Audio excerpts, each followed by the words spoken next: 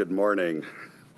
Welcome to the third annual Navigating the Annual Meeting and Reporting Season program that we at Vinson & Elkins are happy to host and present to you. We thank those of you joining us in person and the many that are joining us online. We hope this will be helpful and informative to you. My name is Robert Kimball. I'm chairing and introducing this. We hope those of you in person have signed in for CLE credit. Those of you online will receive polling questions from time to time that will be also helpful in verifying your attendance for this program. This is an SEC-oriented program, so we wish to start with a little bit of an homage to the SEC, because we know whenever democracy is in danger, in crisis, the SEC is there to protect and defend. One of the benefits of being as old in my career is I've seen that in action.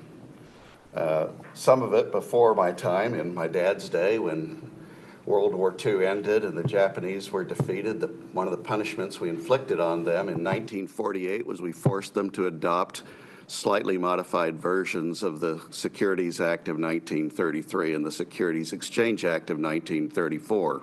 You will note that they've been a staunch ally and a passive, friendly country ever since. So I take great comfort in that. I recall how the SEC was almost there to make sure we disclosed 2:14 a.m., August 29th of 1997, when Skynet became self-aware. But they were a little distracted adopting the Plain English Initiative, which we see reflected so clearly in their rulemaking. Then, of course, we were all saved by them from the potential disasters of Y2K on January 1st, 2000. But for the rapid action of the SEC, all computers in the world would have shut down and we would have been living in a primitive state. But not to worry, they did miss 21st of December of 2012, the end date of the Mesoamerican calendar, but Hollywood took it upon itself to warn us of the problems that would arise there. But in order to remedy a few of these minor oversights, the SEC has stepped back to deal with clearer, more pressing problems. Stock repurchases by companies threatening, again, the very roots of democracy, cybersecurity attacks, payments to foreign governments by U.S. public companies, clawbacks, and we'll see that they're starting to think a little bit about really important subjects like climate change. It's so critical that they've not yet acted on it. And the ever-pressing issue of artificial intelligence and how it's going to be affecting our society. So my colleague, Scott Rubinski, capital markets partner here in our Houston office, is joining me, and we're going to go through what we call, I guess, the overview, the checklist. For some of you, this is everything you're after. You just want to know, is there something that happened this year that I missed? And so what we're going to do briefly up front is summarize a little bit of what's been going on in the SEC, what the rules are that have been phasing in right now and that are coming up for the next season, and then give you a little bit of an outlook. And we'll give you a few refreshers too. Almost all of these topics are going to be dealt with in greater depth later in the program, so we don't intend to deep dive into any one of these. You can see here that the SEC has been continuing a fairly robust rulemaking process, but as is often the case, as you get a little later into an administration, the pace has slowed down a little bit. But that's kind of how we're doing. So like Robert mentioned, this first part's really supposed to be sort of like a checklist, and we actually included in the slides a checklist for you of various changes since last year's 10K. Many of these are topics that you guys will know well. Some of them, or most of them, we'll do deeper dives into later, but kind of the key ones since last year are clawback policy and disclosure, amendments to Rule 10b5-1 and insider trading policies, the change in the settlement cycle, which hasn't happened yet but is going to happen soon, from T+2 to T+1, changes to how and when you have to file Forms 144 for insider or for affiliates. Share repurchase disclosures, as Robert alluded to before. There's been some updates there as well. Cybersecurity risk management, which we'll have a presentation on a little later. Changes in beneficial ownership reporting. Disclosure of resource extraction issuer payments to U.S. and foreign governments. And changes in how you can request waivers for many of the rules from the SEC as well. Clawback is one, hopefully, that you guys are well aware of. We're required to have policies adopted by December 1st, so if you haven't already, we'll want to be sure to get those lined up, and they'll cover compensation that's received beginning and after October 2nd of this year. You need to have a written policy. There's a new checkbox on the cover of your 10K to say whether any of the financial statements included in the 10K include a restatement that might trigger clawbacks and how you applied your clawback policy. So stay tuned for our later presentation to do a deep dive into that one. Many of your management teams will be very interested to know and understand how those policies are going to work. And I think you'll hear that some guidelines came out from the proxy advisory firms recently that may affect what you've done even more. I hope you anticipated it, but you'll hear about that. So the SEC wanted to modify Rule 10b5-1. We'll talk a little bit in the enforcement panel about some of the SEC enforcement around this area and some of the abuses they've seen. But the biggest issue is to have adopted a mandatory cooling off period, something that was sort of a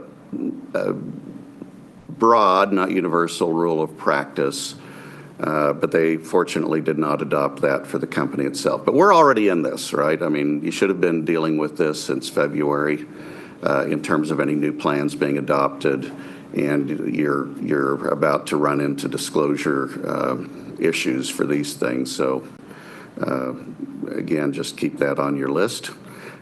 Similarly, go ahead.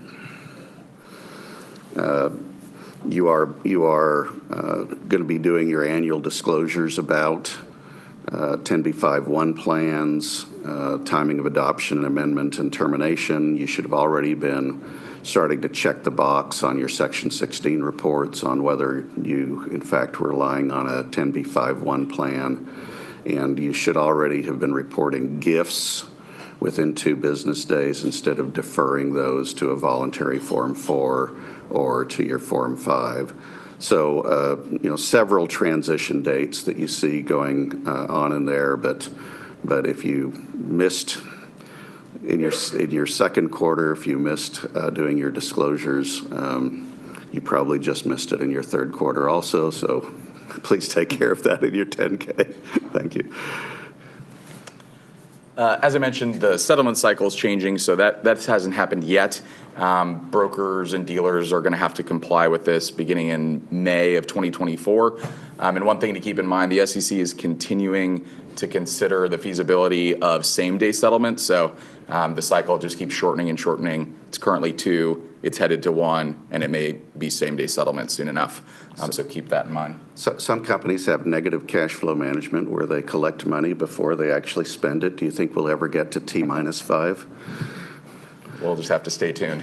Okay. And like I mentioned, the changes to filings of Form 144, now you're required to file it electronically, and before it was required to be filed by 5:30 Eastern, while Section 16 reports were required to be filed by 10 o'clock Eastern, and so those requirements have been aligned as well. So Forms 144 now have until 10 Eastern to get filed. This is the only place we're talking about that. So let me just mention that this has become a topic of litigation occasionally, where the allegation is that an untimely Form 4 is used to hide a change of trading intent by a large trader, perhaps that has a social media following or that otherwise has been influencing the market or allegedly influencing the market. So getting a timely, especially for larger holders or more visible holders, your CEO, CFO, getting this done on time the very day that sale order goes in first sale occurs is, I think, going to be increasingly important from a litigation perspective as opposed to simply a compliance perspective. Share repurchase disclosures are coming in any calendar quarter that began at the start of October, so fourth quarter reported in your 10K. This is the table of daily repurchases and, just whether or not the issuers adopted or terminated 10b5-1 plans during the period. There has been Fifth Circuit litigation that said that the SEC was arbitrary and capricious, but they did not suspend the rule. It's still in effect, so you should just move forward on the assumption that this stays in place. There may be further litigation. The SEC may not be able to meet the 30-day deadline they were given to do a better analysis on cost benefit, which is too often not much cost, lots of benefit. And we'll just have to see whether or not, if they don't meet it or they meet it, but it's viewed as inadequate, whether in fact the rule gets suspended. Cybersecurity disclosure rules have been adopted and implemented. This is the very next panel, so I'll skip this one. Stay tuned just a few minutes and we'll do a deeper dive into cyber. And then, of course, this is coming up really into next year, but the SEC shortened filing dates for 13Ds and 13Gs. It's the important thing to read immediately is that they've got guidance effective now about when cash-settled derivatives count toward beneficial ownership thresholds. So think about this, because this also, look, your true insiders should not have any cash-settled derivatives outside of their employee compensation, but you may have some 5% owners that have some, and it may alter a little bit your proxy statement disclosure. And also there's some additional guidance about what constitutes a group formation, which if you're advising people about whether or not they're in a group, ought to be looked at and considered immediately. And then the rest of this is next year, and it's just planning.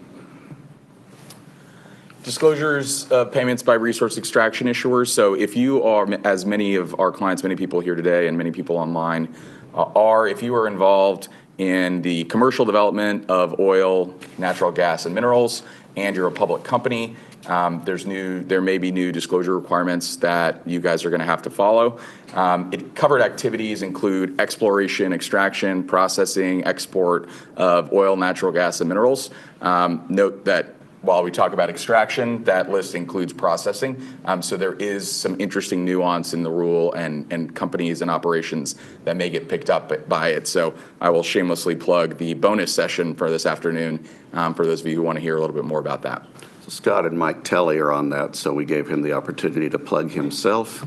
But if you're in that broad area, it's worth taking time and listening to. We encourage you to do that. So no action request, just note that it's now this is for 14A8 for shareholder proposals. There's now an online portal. They're not going to be accepting just an email of a PDF with attachments. So the activists, the Chevettans and the like, are supposed to use this portal. And to the extent that you're addressing the SEC, you need to go and look at the instructions on what you put through the portal and what you do separately. So pay attention to that, please. We have a poll here. This is our first poll. Are you prepared to comply with the new SEC requirements in 2024? So just please choose your answer. If you want to raise your hand in the room, we'll do an informal count. Everybody who's yes, fully prepared, please raise your hand. Okay. No? No, but neither yes nor no. Unsure. There's nobody raising their hand in this room. Oh, thank you. There must be at least 3 unsure people, and apparently everybody else is in D, prefer not to answer. That is an option. So none of you gets the candy except for the people that said unsure. Okay, I'm going to collect that later. What was our online answer? Most of you, 54% of you feel prepared, but apparently also need CLE credit, so you're attending. A few know, some are not sure. We hope we clarify that a little bit. And 14%. By the way, these are anonymous polls. These do not go straight to the SEC enforcement. That's right. So answer freely. You won't be tracked back down. The 14% of you will not be deposed by the SEC over your answer to these questions. Go ahead. Oh, and so what we covered before were really changes since last year's 10K. Just some quick reminders that are already implemented and we're already having to live with. And we included a checklist here for you guys as well. Yeah, so we're going to skip through those and let you look at those just because that is the one where your heartbeat should go faster if you don't have anything. And then finally, let's keep skipping here for a second.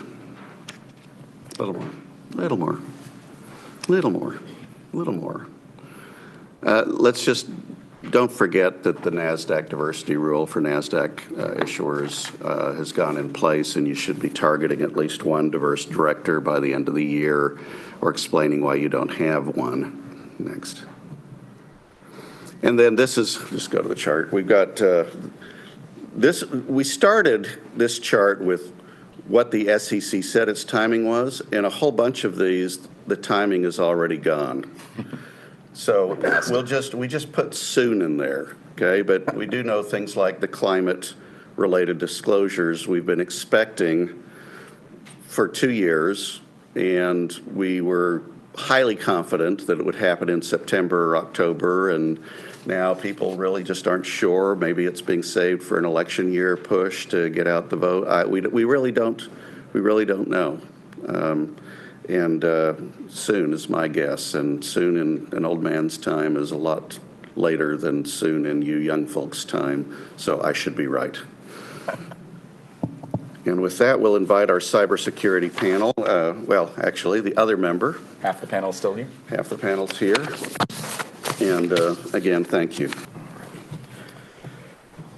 All righty, so now we're going to turn to cybersecurity. So here is a quick overview of the rules. So the SEC approved the cybersecurity rules in July of this year, and there's sort of two main components to it. The first is going to require disclosure of material cybersecurity incidents on a Form 8K, and the other is going to require certain governance and oversight procedures disclosures in your annual report on 10K. So here, listed on this slide are sort of the rules, what documents are affected, and when the compliance dates are.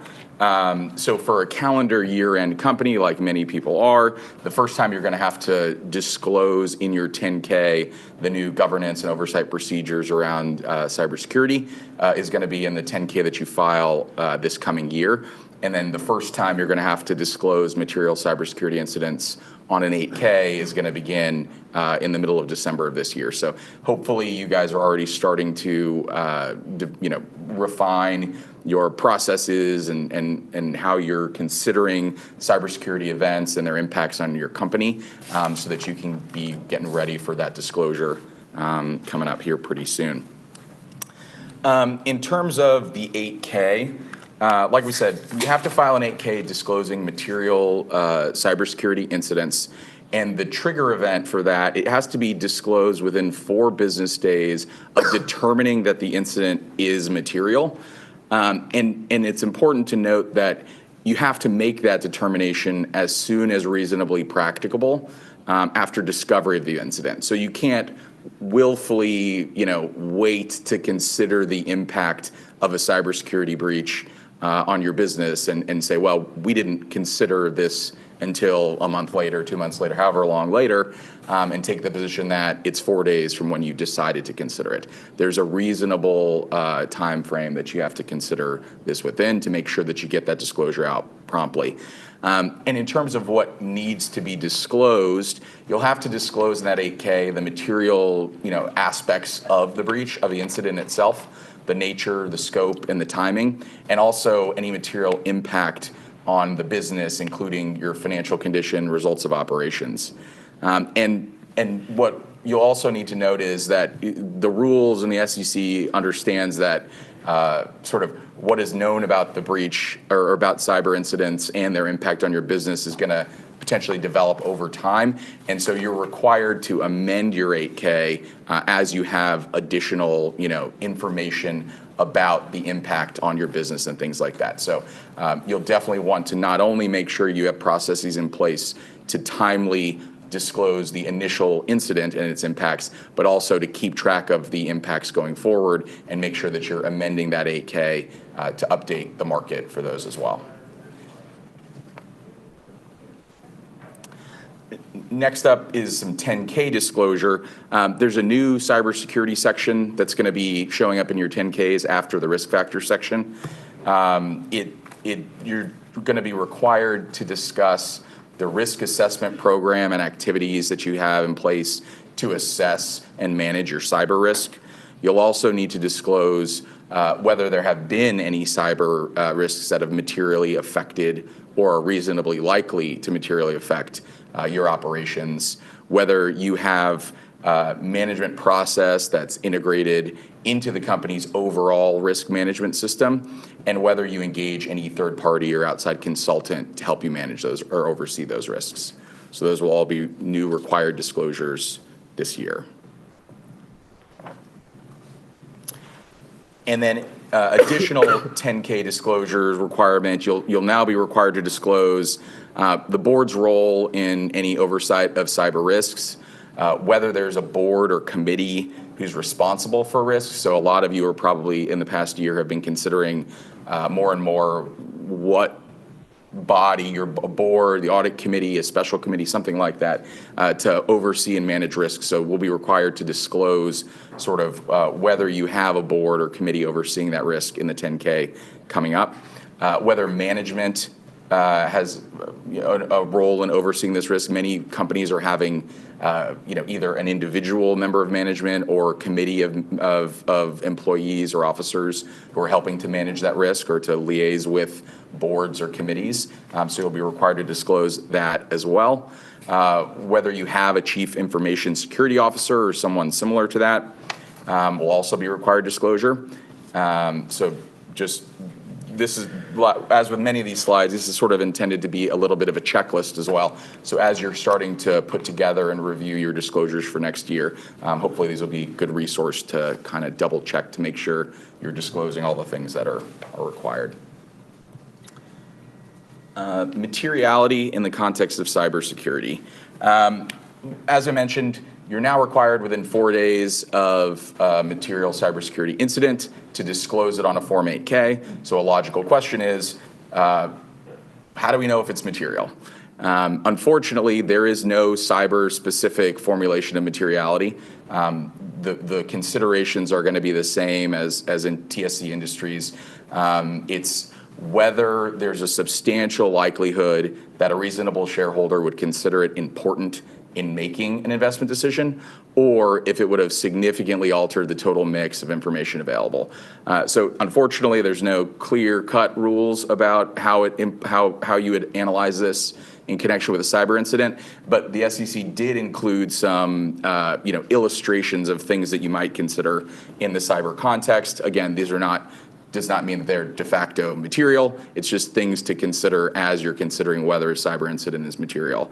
And the things listed below, so impact to the company's financial condition and results of operations, harm to reputation, the possibility of litigation, data theft, asset loss, intellectual property loss. These are all things to consider as you're determining the scope of a cyber incident and its impact on your business.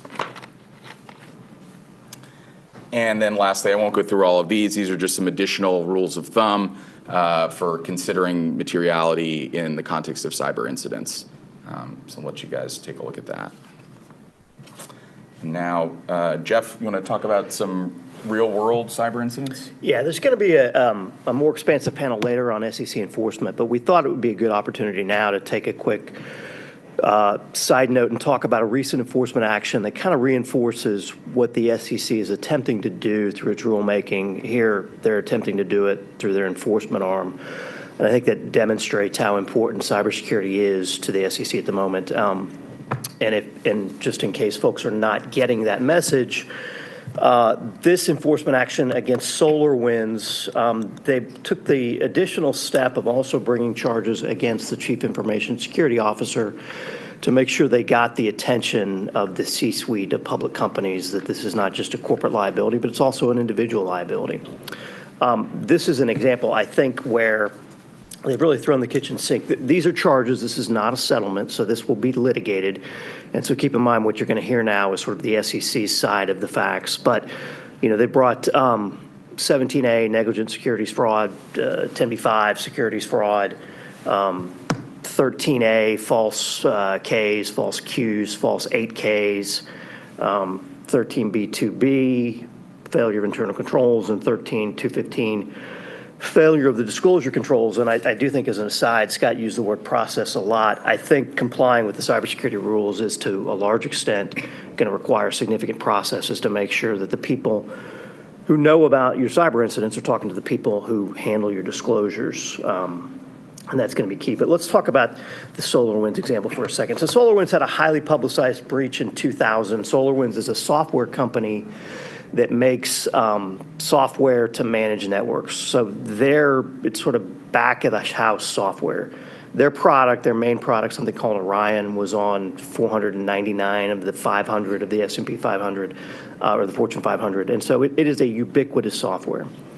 They had very bad cybersecurity, such that hackers were able to put malware on their software. Their software goes out into corporate America, and now corporate America is exposed to this breach, which allows the bad guys access to any network that has this Orion software on it, which they did, and including a number of government agencies. The SEC investigated, and what they found was SolarWinds had misrepresented its cybersecurity in a number of ways. First, in what they said on their website and what they said in their periodic filings. And then when they disclosed the breach, they misrepresented the nature of the breach, and that led to this action that's being litigated.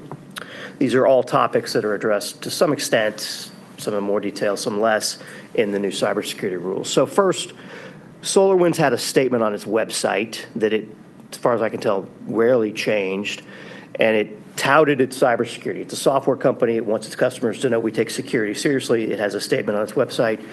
And one of the things it says is it follows the NIST standard, a very widely publicized standard that companies try to meet.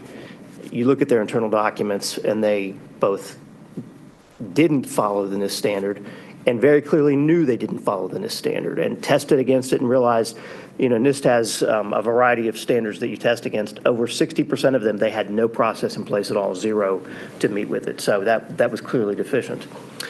They said that they had a process in building their software where they valued security, and they had a secure process to build their software. Their internal documents reflected they didn't do those things, and they admitted they didn't do those things. And so, in particular, Orion, which their internal documents called their crown jewels, there were documents showing that they knew that they did not do this secure development process for Orion, and that is the tool that ultimately got breached. They said that they used complex passwords. They didn't. They had default passwords on a number of systems where the password was just password. They had, in particular, they think that one of the ways that the bad guy got in was through a remote access site where the password was SolarWinds 123. They said that they limited administrative rights and that they used a least privilege necessary. No one gets heightened privileges. You have the lowest level of privileges you need.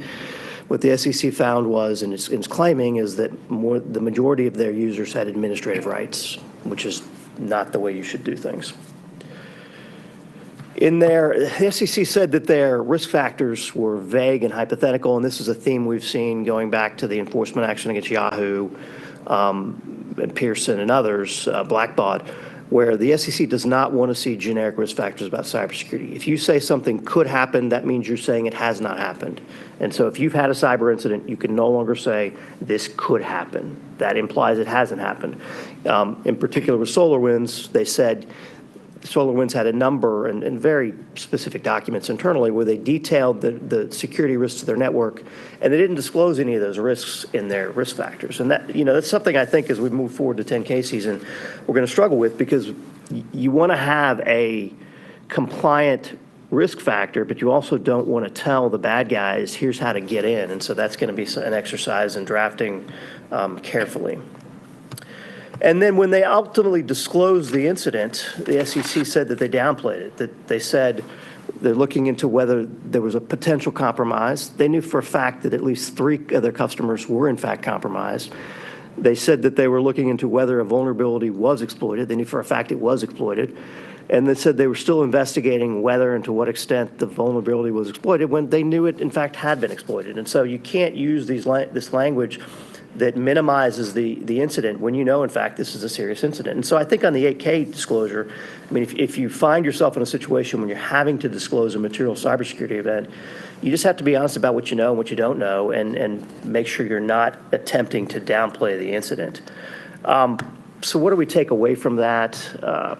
Look, the CISO here is charged with both fraud and aiding and abetting fraud. And the aiding and abetting is based upon him signing SOX sub-certifications that were false. And so we think of those, or at least maybe I think of those sometimes as being, a check-the-box internal bureaucratic document. But the SEC thinks it's a really serious document, and anybody signing one of those sub-certifications needs to take them very seriously. The process is crucial. The folks who know about incidents need to be talking to the folks who know about disclosures. And then I think the last takeaway is that, again, that the SEC is going to scrutinize those 8Ks that disclose an event. And so just don't minimize it. You're going to want to minimize it, don't minimize it. Just be factual about what you know and be thoughtful about how you draft these things. So, Scott, with that, I think we can turn it over to the governance and compensation panel. Agreed. Thank you, guys. Thanks. Well, good morning. My name is Catherine Frank. I am a capital markets partner out of our Dallas office. And joining me, I have my capital markets partner, Jackson O'Malley, as well as 2 members of our benefits group, Missy Spohn and David D'Alessandro. And we're so glad to be here today. The purpose of this panel is a little bit different than what Robert and Scott did at the beginning. They ticked you through very quickly the changes in rules and disclosure. At least for the first part of this panel, Jackson and I want to talk to you about, particularly if you're a corporate secretary or a board chair, what needs to be on your board agendas before the end of the year, some considerations to put in place to think about what needs to be discussed, brought up, updated before proxy season begins. Yeah, and so as part of that sort of general principle, we sort of suggest for all of our public company clients, you sort of take stock every year of whether you need to make any governance updates, any changes to your key documents. So for our Delaware corporate clients, that generally means your charter and your bylaws, as well as your various board committee charters, corporate policies, and the like. So one of the big ones that I think is you're going to be seeing a lot of this year, and that does require some lead time, which is why we think it's useful to sort of bring it up, this fall rather than as you get too close to next year's annual meeting season, is the officer exculpation that's now permitted by Delaware corporate law. So for a number of years, it has been the case that directors of Delaware corporations have been permitted to be exculpated by the company for breaches of certain fiduciary duties.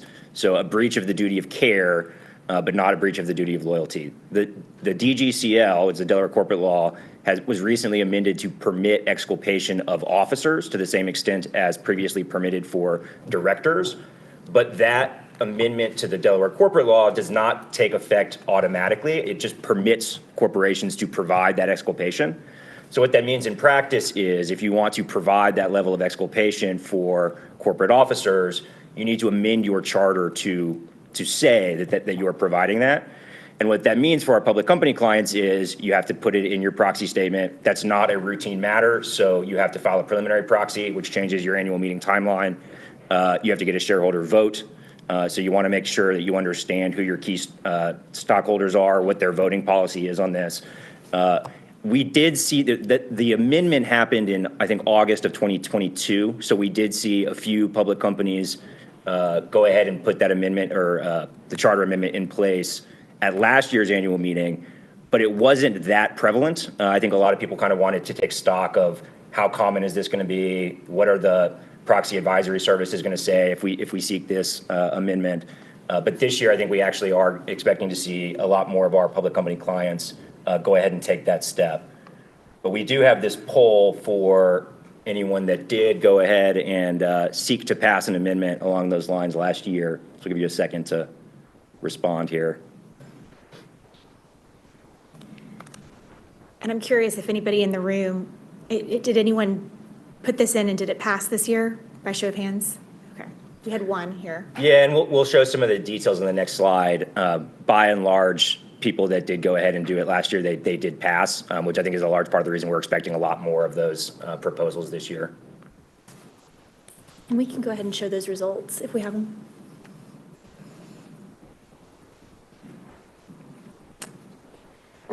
Yeah, so that's about what we would expect. Not any that were proposed and did not pass. A lot of people that held off, a few that were proposed and did pass.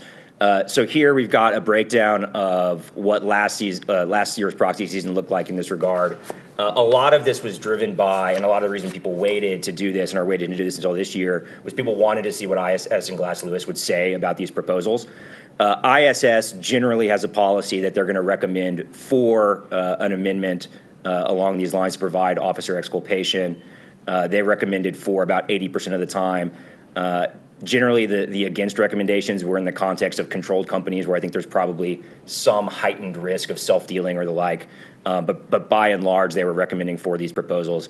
Glass Lewis, by contrast, generally has a policy of recommending against. That is subject to some variance, but their general policy is to recommend against. They actually just put out their updated policies today. So we can say that their 2024 policy guidelines have reiterated their general policy of recommending against. But that being said, as the stats here show, last year it was the case that most of these passed, even despite Glass Lewis recommendations against. Generally speaking, if you have any concerns about you want to move forward with this proposal, but you're not sure about what the vote will look like, it is useful to get a sense of who your shareholder base is, what their voting policies look like. A lot of them track ISS or Glass Lewis. So if you know that you have a large shareholder that tracks Glass Lewis standards, that might be, you might want to make sure that you're in touch with that shareholder early on. But by and large, we're expecting to see a lot more of these this year, and we're generally expecting them to pass. And one reminder or update for Texas corporations. So both in Texas and Delaware, historically, you're required to keep a list of stockholders available at the annual meeting for stockholders to review. Delaware got rid of that requirement last year. Texas has now followed. So this is just an update for our Texas corps that Texas has followed Delaware in that way. Important to note that Texas does not allow for officer exculpation. So again, another update for our Texas corps. So last year, these next two slides are reminders. Last year, we recommended 3 bylaw amendments for most of our Delaware corporations, 2 dealing with Delaware law, 1 dealing with universal proxy changes. And that stockholder list item that I named is one of them. Many form bylaws that many of our clients have reference the requirement that that list be available at the annual meeting. That needs to be updated and deleted. Another change that happened last year was that DGCL Section 222 was revised so that there are certain updates for adjournment and notice procedures, and it's all to help facilitate virtual meetings as everyone has moved to electronic communication. Little tweaks to your bylaws to address those Delaware law changes. And then also the universal proxy rules, Rule 14A19, which we'll talk a little bit about later, but we would encourage you to take a look at your advance notice procedures or your nomination procedures in your bylaws and make sure they reference 14A19 and require compliance with 14A19 or universal proxy requirements, just to make sure everything's working together the way it should you get a director nomination in. Yeah, and so as we said at the outset, this sort of the idea behind this portion of the panel is what governance refreshes should we be thinking about, what updates to our documents. So those were the charter and bylaw suggestions or things to keep in mind. Now sort of turning to corporate policies, committee charters and the like. Generally, when we talk about these, we think about our existing charters, our existing policies. Are there any changes we need to make to them, updates we need to make to them?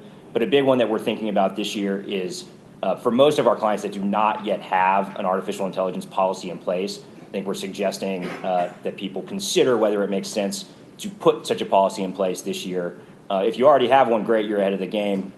But for most of our clients, they do not yet have one. It's sort of obviously a very kind of quickly moving, emerging technology. So people are sort of just getting their arms around what it means to utilize artificial intelligence in your business. But we do have sort of a form policy that we use internally at V&E that we can suggest for our corporate clients. Usually, it's going to take some discussion about how do you use artificial intelligence in your business, if at all? What particular employees are permitted to use it and for what specific purposes? What are the key risks of artificial intelligence to you and your business? We generally think your sort of gut reaction to the risks of artificial intelligence is, at least for me, is generally to think about the risks of the outputs, right? Like, is artificial intelligence going to give you an output that is not accurate or is misleading or has not considered some variable? But as you start to think about it and using it in your business, a big issue becomes the inputs. Are you putting confidential information into this artificial intelligence service? Is it a publicly platformed artificial intelligence service or a specifically licensed product that has some security features in place? So it's those sorts of things where you're thinking about confidentiality, risk. A big one that we've come across is that artificial intelligence has no ethical compass. And so when it comes to things like workplace discrimination, right? So you don't want to use artificial intelligence to make hiring and firing decisions, right? Because it can't take into account all sorts of human factors that you need to use in those sorts of decisions. And so those are the sorts of things where if you can sit down with the right people internally, management, the right board or board committee members, and really think about how do we use this in our business, what are the risks, and how should we monitor this? An update that may impact your code of conduct if you're a NASDAQ listed company. The NYSE already provides for this, but if you waive your code of conduct to permit a certain transaction or permit certain action for one of your insiders, you are permitted by the NYSE and are now permitted by NASDAQ to have that waiver done by a committee of the board. The NASDAQ used to say the full board had to provide that waiver. So if you are a NASDAQ listed company that because your code of conduct tracked the prior NASDAQ rules and therefore said the board can provide a waiver of this policy, you might want to update your code of conduct so that a board committee can now do that consistent with NASDAQ rules. Another one that we've been focusing on is whistleblower protections. The rules have not changed with respect to the ability of whistleblowers to speak out, but we have seen a number of SEC enforcement actions in recent years. It's an increasing area of focus where the SEC has claimed that corporate policies, corporate agreements have, in practice, prohibited employees from speaking out and whistleblowing. So, it probably makes sense to take stock of your code of conduct, your whistleblower policy if you have one, employment agreements and the like. Basically any document that you have that provides for non-disclosure type arrangements with employees, existing or departing employees. You want to make clear that any NDA language in there does not preclude federal whistleblowing. And then ESG-related updates. This actually, like I said, the Glass Lewis policies just came out this morning, and this is a focus area of theirs as well. They want to see formalized policies around ESG matters in your corporate documents. So generally speaking, our public company clients disclose in their 10Ks and their proxy statements, we monitor a number of ESG matters, human capital matters. Our board takes it very seriously. But beyond just disclosure, we're seeing increasing focus on, we want to actually see, does your audit committee oversee the risk management of your ESG matters? Does your compensation committee oversee human capital matters? Where is this formalized? In what is it the board? Is it the board committee? What policy outlines what you're taking into account? They really want to see that formalized. And so to the extent that you're thinking internally about ESG updates and the like, think about where you can memorialize that as well, not just what your sort of internal procedures are. All right, one item that we will talk about ad nauseum in our SEC insider trading and enforcement panel is your insider trading policy. And I cannot emphasize enough how important it will be in the next year or so to revamp, refresh, and renew your insider trading policy, because it is going to become an exhibit to your 2024 10K filed in early 2025. If you have an insider trading policy that's old, vague, includes a lot of educational or informational background, it's time to take a sweep of it and make sure it's ready for public consumption. It also needs to reflect the new 10b5-1 rules, the new share repurchase rules, the treatment of gifts, and just generally, you need to be comfortable that the practices described in your insider trading policy are in fact what your company is doing, because it is, again, going to be publicly available soon. In connection with the share repurchase rules, we'd also recommend updating internal controls and procedures to prepare for the new share repurchase disclosure obligations. Again, we'll talk about those in a later panel. And you might consider putting both insider trading and share repurchase topics into an applicable board committee charter. I mean, who is in charge on your board of monitoring the risks related to both of these areas? Like I said, we will touch on the actual disclosure requirements in a later panel. I know y'all just had a good few minutes on cybersecurity. This is, again, a reminder to consider where monitoring of cybersecurity risks sits at your board. We have some clients who keep it up at board level. We have some clients who delegate to a committee, often the audit committee, sometimes a risk committee.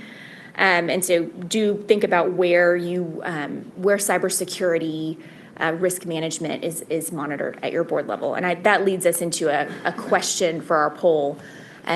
I'm curious, in the room, is there anyone here who keeps cybersecurity risks at the full board level? Anyone who puts it at audit? That's the majority. That's expected. Risk or some other committee? Okay. We'll give it a couple seconds and then we'll see what our online audience says.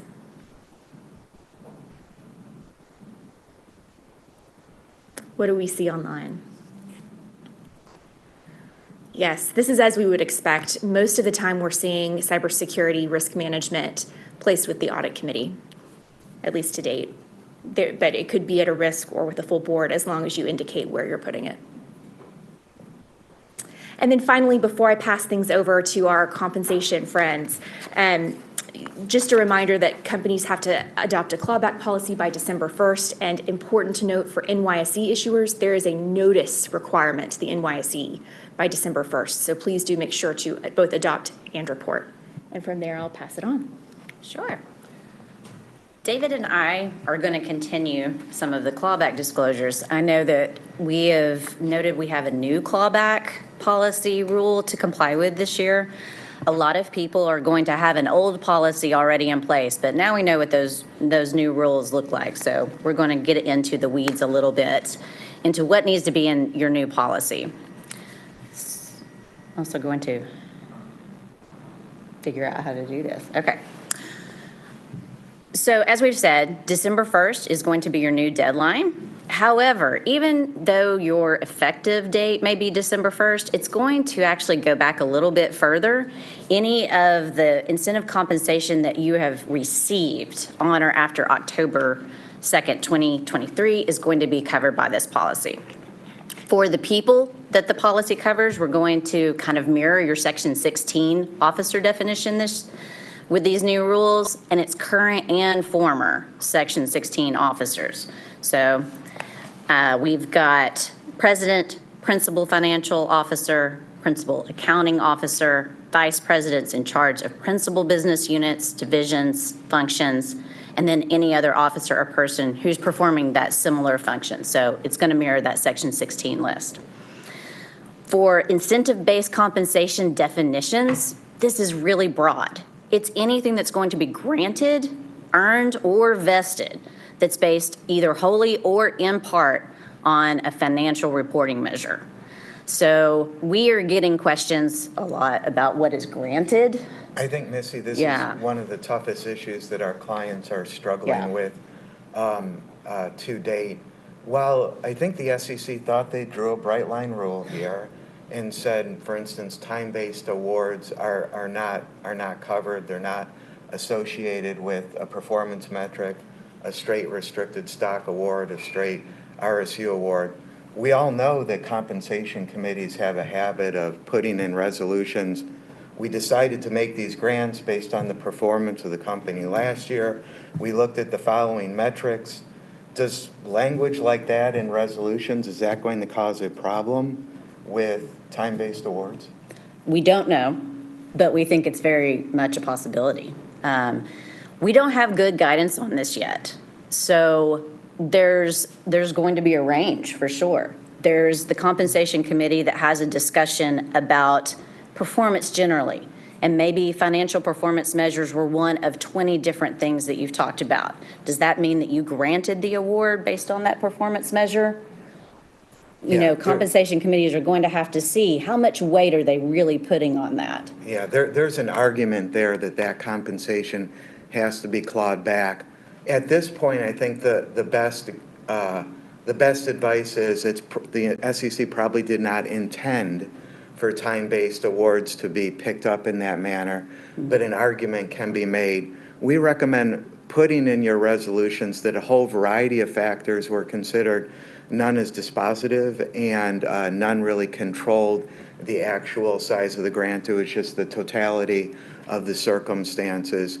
If you do want to include language about performance of the company was considered, we think language like that in your compensation committee resolutions is the best course. And really, Missy, it's not only even on that kind of language that slips into resolutions, but in today's world, we see a lot of clients that use the stock price to size awards, whether they be RSUs, restricted stock, PSUs. They're saying, okay, we wanted to grant this executive $400,000 of stock. Our stock price is X. That's going to determine the number of shares granted. In theory, if you have a restatement and you decide that impacts your stock price, it alters the size of that award. And that's the other side of that range that I was talking about. If performance is only one of 20, maybe you've got a pretty good argument that you haven't really granted something on a performance-based measure. But if you say, I'm trying to give $400,000 divided by my stock price, then it's a little bit more of a difficult analysis for the comp committee or the board that made that decision to decide if that award should be subject to the clawback policy. Bottom line, resolutions need to be carefully crafted. And what you put in your proxy statements about how you got to those decisions will need to be carefully reviewed as well. So how far back can you claw back your compensation? We're going to go 3 years back. And, sorry. You're going to go 3 years back from when it was received. And so that's another thing about the new clawback rules that was probably different from something you were looking at in your more discretionary policies. Received means the date on which that performance measure was met. You're talking about that period. That's when it was received. So if you have a deferred compensation arrangement, maybe something vests in year 1, but it's not going to be paid till year 5, I think some people would think you're not going to claw back, compensation until you actually pay it. But these new rules are going to talk about received. So you may have a difference in when something was actually written out in a check to someone and when it was received for the clawback policies. Can we advance one? Oh, you did? Okay. So your trigger date for when a clawback policy will be initiated is when you conclude or reasonably should have concluded that you're going to have a restatement, and that's going to cover both a big R as well as a little r restatement. Most of our clients are probably more familiar with what the big R restatement is, but little r's are a little bit more difficult to figure out sometimes. We've included an example here to walk through just a little bit. So let's pretend that you have an error that you have missed in year 1, and it continues to be in your financial statements for the next 5 years. So you have 5 years of the same mistake. You discover this and decide that it was not material in any individual year, but once you restate it in your current financials, 5 times that mistake was going to be a material misstatement. So that is going to be your little r for the year. And how quickly do you have to claw back that compensation once you have done your analysis? The rules are pretty vague on this. It just says reasonably promptly. We think that's going to vary between what type of restatement you have, what kind of compensation it was. Was it stock? Was it cash? You're going to have a bunch of facts and circumstances that come into what you consider reasonably promptly for your situation. Yeah, Missy, I would think there's really a practical concern here. You probably can always argue that it was reasonably promptly, but you have to disclose how quickly That's right. you recoup the compensation. If there's a long period there, especially if you're not successful in recouping it, I would think that's something that the proxy advisory firms are going to give you pretty negative commentary about. They are. And Glass Lewis even said something about that this morning. So once you initiate that clawback policy, your process becomes public. You're going to have to disclose when you discovered the restatement, and I'll probably just advance this slide because I think we talk about some of this. So there's definitely a list of things that the new policy will require you to disclose once it's initiated. One of these being, how much have you clawed back and how much is still owed, and then what you're going to do about getting the rest of that. So you have let's go through the list. You have an accounting restatement date, so everyone will know when the restatement occurred. You will have to tell them how you came to the calculation of what was erroneously provided. And sometimes that's going to be a straightforward math calculation. But if you're talking about awards that were based on your stock price or on TSR, that's not a straightforward analysis. So you're also going to have to know that your assumptions were reasonable because they're going to go in your public disclosures. And again, what is still owed and why you do not have it. So what is reasonably promptly for your situation is going to be a public process. So you need to keep that in mind. The other thing when we have disclosures on the clawbacks that it's going to affect in everyone's proxies will be the summary compensation table. So as you know, the summary compensation table will go back for 3 years for your compensation. And so if you have a clawback amount, it's going to impact either the stock awards, the option awards, maybe the performance-based incentive award column, whatever that award was in, as well as your total for the year. So you're going to have to restate some summary compensation table amounts. And Missy, maybe some of those calculations are fairly straightforward. It's just going to be pure math. But what if it changes your NEOs? I think you may have to restate. We haven't seen much guidance on this, but I mean, a strict read of the rules, when you are looking at who your named executive officers are for that year, you're supposed to look at the summary compensation table values to see who's going to be in that top 3 for your highest paid compensated executive officers. So what if you missed it? What if you calculated it on the wrong people? And so now you've got a proxy statement that completely missed a whole named executive officer. I think you're going to have to put that information out there. Yeah. Okay. So let's talk about, most people have had some type of discretionary clawback policy over the last couple of years. We were trying to anticipate maybe what was going to happen with the new rules. But now that we know, we're going to talk about some of the biggest changes that we are seeing, at least with our clients so far. Usually your former policy was only going to apply if the executive has had some type of bad act. There's fraud, there's misconduct, something like that. With the new policy rules, fault is not an issue. You are only looking at whether there was a restatement and if that restatement impacted the compensation they received. So it's much more definitive. In former policies, a lot of the times we only saw that big R restatement being the restatement trigger. And so now, again, like we said earlier, you've got any restatement, big R, little r, and so it's much more expansive there. In the former policies, we usually saw people having a little bit of discretion at the compensation committee level, whether they were going to try to claw this back or not. And it wasn't really definitive why they had discretion. In the new policy, we do have some impracticability exclusions that you were allowed to use. such as it's going to cost more to get third-party analysis to figure out these amounts than the amount at compensation even at risk. So we have some very small exclusions there, but it's a much tighter discretion. There's no discretion about whether or not you apply the policy at all. It's only if maybe you cannot have to claw back that amount because maybe it was so small that it's not worth the effort.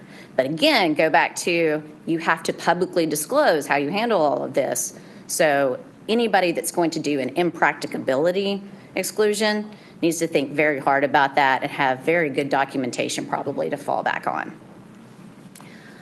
In the former policies, the last thing is about the coverage. We saw a lot of policies that were going to cover anyone that was receiving maybe an LTIP award. And so it was going a little bit further, actually, than the real rules have now showed us that we can kind of stop at our Section 16 officers. Okay. Now just maybe some practical guidance here. We've been monitoring what the public thinks about the policies and what's been implemented. We'd like to go over some of this data with you. The Corporate Council has been running a survey for weeks now, trying to determine what people are doing during this decision-making phase. The first question they asked here, do you intend to adopt and/or maintain the clawback and forfeiture triggers that go beyond the proposed rules? What's interesting here is the 42.7% that say yes, that now that we have final rules, they want to put something in place that's more stringent than what the rules require. At first, we were a little surprised by that. But when you stop and think about it, it's a tough decision for a lot of clients. They have policies, almost universally, policies that are in place today in some form or fashion go beyond what the new rules require. Maybe they require clawback of compensation that's not performance-based, but there's some kind of culpability associated with the clawback scenario. Maybe it applies to officers that are not caught in the officer definition that was promulgated, a host of ways. And I think a lot of clients are finding it difficult to pull the trigger on saying, we're just going to scrap something that we found is good governance, and we're not going to utilize that anymore. We will see in a slide or two, though, we have a host of issuers, surprisingly, that are already filing their policies. You don't have to do that until you file your K, but there's just voluntary filers out there. And by and large, this statistic is not playing out. People are doing the absolute minimum and putting nothing more in place. And maybe it's just a few companies that want to get ahead of things and set the market, and maybe they're going to successfully do that by getting their policies on file. Flipping to the next page, another question that we found interesting that the Corporate Council asked, how will you ensure you have the ability to enforce your clawback policy? What we found interesting here is this 45.5%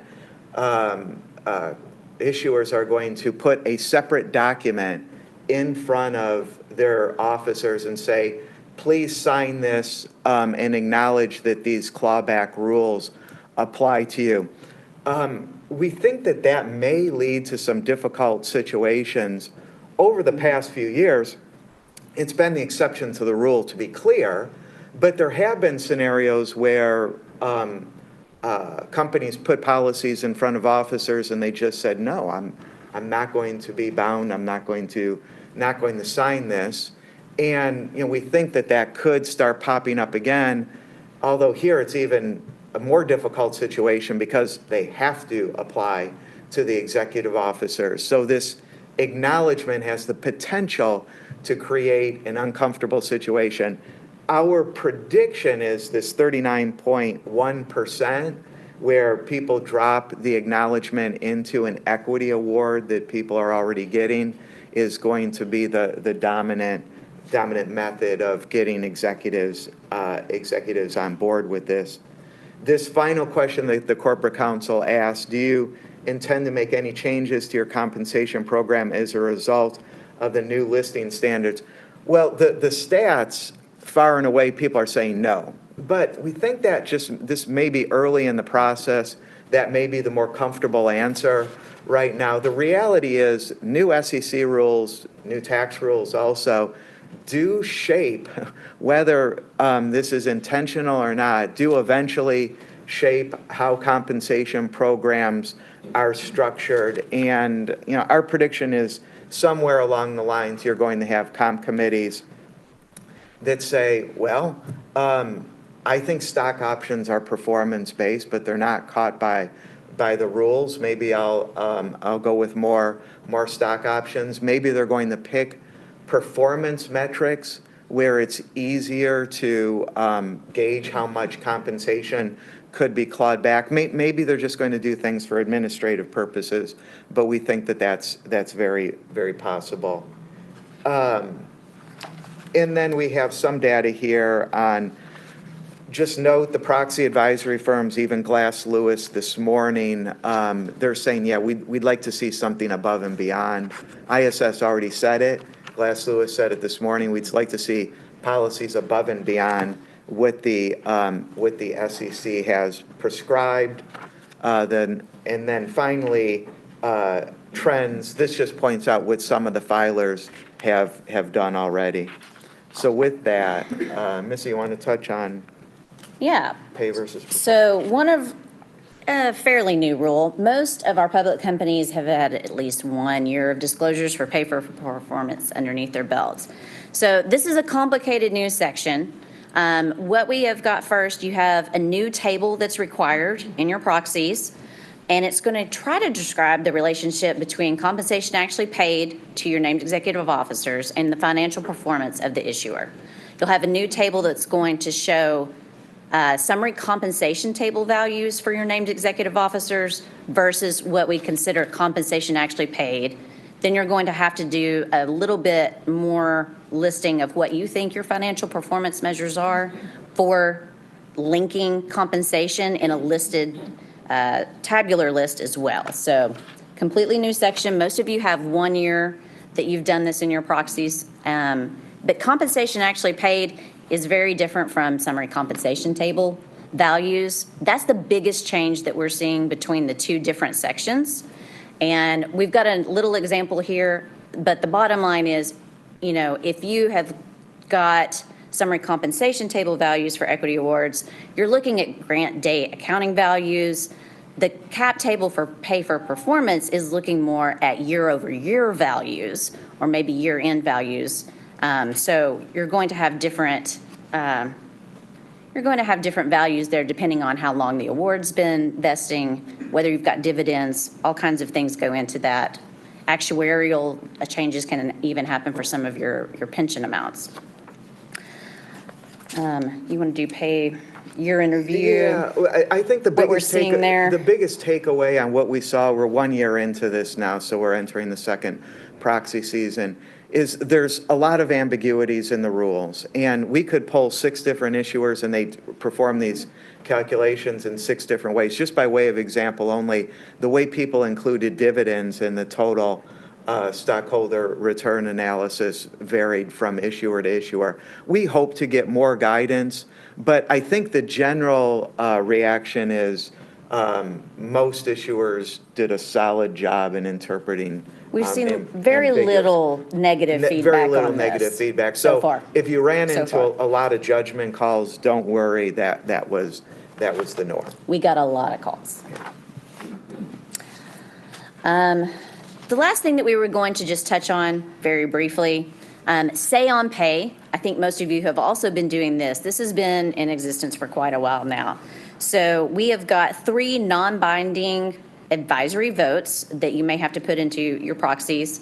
Compensation of executives, what we call say on pay, your frequency for say on pay, and then if you're doing a transaction, a merger, an acquisition, you're going to talk about your say on golden parachute pay.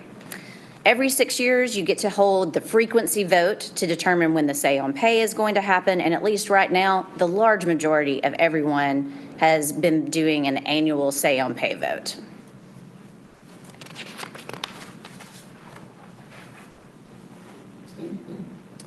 I think the big takeaway here is, as we look at vote results, is that ISS and Glass Lewis are having an influence on the votes.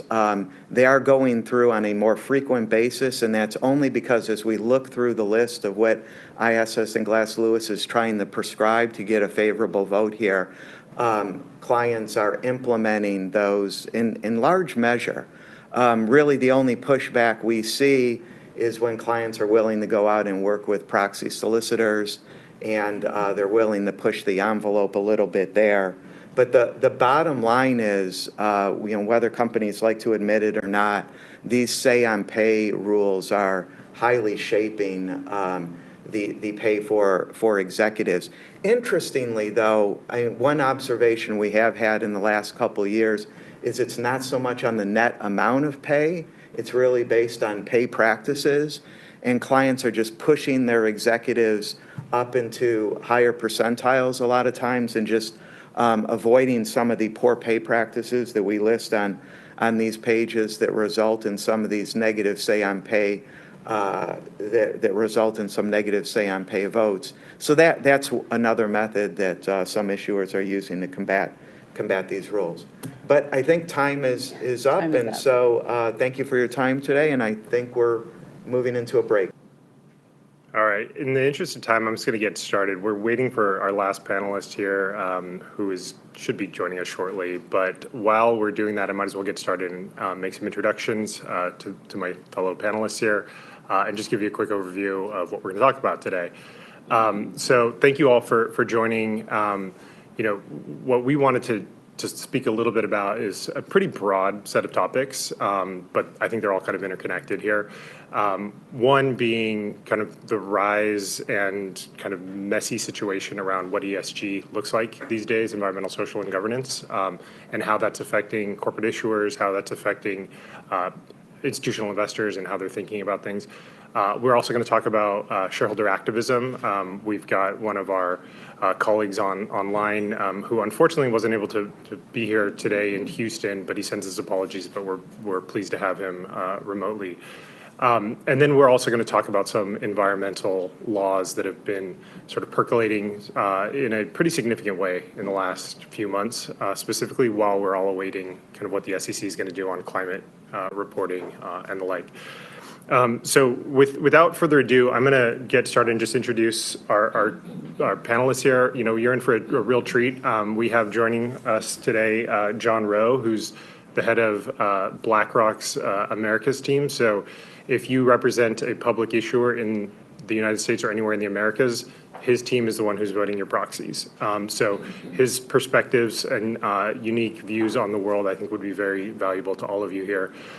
We also have Mark Grothe here, who's with Spotlight Advisors, and previously he was with Glass Lewis. He has a lot of experience understanding kind of contested situations, M&A, sort of tricky investor relations matters, and he works closely on activist situations and can advise there as well.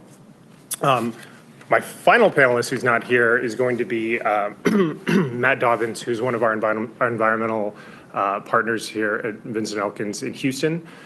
He advises companies on environmental regulations, GHG reporting, greenhouse gas emissions, and climate, and a bunch of other topics related to environmental. And then lastly online, we have Patrick Gadsden, who's the co-head of our shareholder activism practice. He's in New York today. He has significant experience working in shareholder activism matters. Prior to V&E, he was actually at one of the law firms that is the go-to for shareholder activists. So he is a wizard in sort of the dark side and understands how shareholder activists think, what makes them tick, and what their playbook looks like, because he was the one who helped write it. So we're very pleased to have him on as well. So with that, I think I'm going to just get started and give an overview of kind of what we're going to be talking about today, which, let's start with what we saw in proxy season 2023, because I think that'll be a good sort of frame up for what 2024 may look like. A lot of folks, myself included, saw the trends around environmental, social, and governance starting to really pick up in 2019, 2020, where every public issuer was starting to realize our large institutional investors care deeply about these issues because there's a long-term return implications with addressing climate change, addressing diversity, equity, inclusion. And so you started to see companies really step up in large part. And you'll see here that shareholder proposals were also reflected and increasing significantly. And you'll see from 2021 to 2023 an uptick in shareholder proposals. But at the same time, you'll also see the red bar at the top there, which is an increase in what we would call anti-ESG proposals. And I'll get a little bit more into anti-ESG and what that looks like and what that actually means.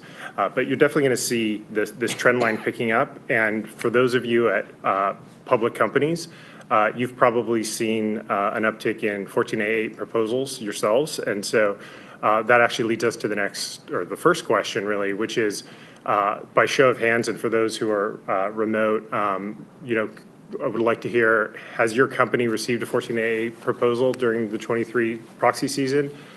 If yes, raise your hand. No? That's good news. I mean, that's helpful. Prefer not to answer or not applicable. Not applicable probably for us private companies. And let's see what the data looks like online. It looks like only a small fraction, 12%, received them. That's not surprising. Not every company is going to get them, and some companies who get them get a lot of them, and that's a typical fact. But the trend lines for how many you're seeing are certainly going up, and concurrently, what you're seeing here on this graph is the support levels are going down. And that sounds like a confusing sort of set of facts. How can these proposals be increasing significantly, but the support is going down? And I would say that there are a number of factors that drive that. And you'll see here, this is not just limited to any specific type of proposal. This is across the board for all of E, S, and G. Different levels of support, of course, but they're trending down, and I would say that there's a number of reasons for that. As far as what is sort of driving those trends, I would say that there's probably a couple of reasons, and I would love to ask John and Mark for their perspectives as well. But there's a few things that I think are driving this. One, the SEC changed its rules on sort of how to exclude proposals under Staff Bulletin 14L. They made it much more difficult for companies to exclude proposals based on a number of factors. So that's leading to, I would say, a higher level of lower quality proposals ending up on ballots, which means folks like you have to vote for more ballot proposals than you'd probably like. I would also say that as a general proposition, and correct me if I'm wrong, John, large institutional investors typically want to defer to management. They're not looking to micromanage companies.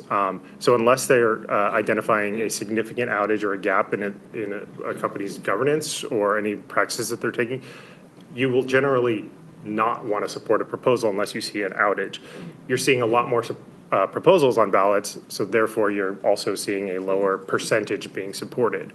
I would also say that with the staff's new perspective on shareholder proposal exclusions, that's also led to, I think, a pretty reasonable reaction from corporate issuers who are basically saying, well, it's probably not going to get excluded even if I try, so I'm not going to bother. So you're actually seeing a significant number of ballot proposals just going up on ballots that under normal circumstances probably would have been excluded, or they would have attempted to exclude them. So you've kind of got this multiple kind of confluence happening at the same time. And so I think that that's leading to a relative decrease while the number is increasing. And then the last thing I would just want to highlight is, there are a number of reasons why I think the support is decreasing. And you can look at this graphic here. I would say that a lot of companies have actually stepped up their game. So I would say that some of the targets are a little bit more difficult to find. John's boss, Larry Fink, in 2020 put out his very influential letter basically asking companies to report to the TCFD. A lot of companies have reported to the TCFD. So I think a lot of companies, yourselves included, are being a little bit more thoughtful about what is being demanded of companies, what's being expected, and people are stepping up their game. So it just makes the landscape a little less fertile for hunting kind of easy low-hanging fruit, to mix my metaphors. I would also say, there's a really tricky kind of backdrop to all of this. The macroeconomic situation has been kind of messy in the last year. I think in 2020, 21, 22, it was, a low interest rate environment. We hadn't sort of seen the shocks from like the Ukraine, crisis, which led to sort of an awareness of energy security, and it's sort of muddled the story a little bit more. And I think that that's also made some of our investors be a little bit more circumspect about being super out in front on some of these issues unless there's a clear articulation of value to investors. And then, I would also just lastly say, I think that with this pure number of ballot proposals showing up, I think there's probably a little bit of fatigue. I don't know if you would also agree with that, but institutional investors don't really want to have to dig into all of these things that they feel are probably something that management should largely be dealing with. So with that, I would love to turn to you, John, and see if that jives with your perspective and what you're seeing at BlackRock, and kind of what trends you might be expecting for the upcoming proxy season. Boy, that's a big question. I wish I brought my crystal ball Sure. with me, look into it, figure out what's going to go on.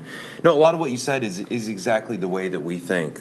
Shareholder proposals have grown. I mean, the first chart I think was interesting that you had up, right? The number of submissions of proposals has gone up, and that's the submissions we know about. That's not a complete list. We don't know about every shareholder proposal that's gone up.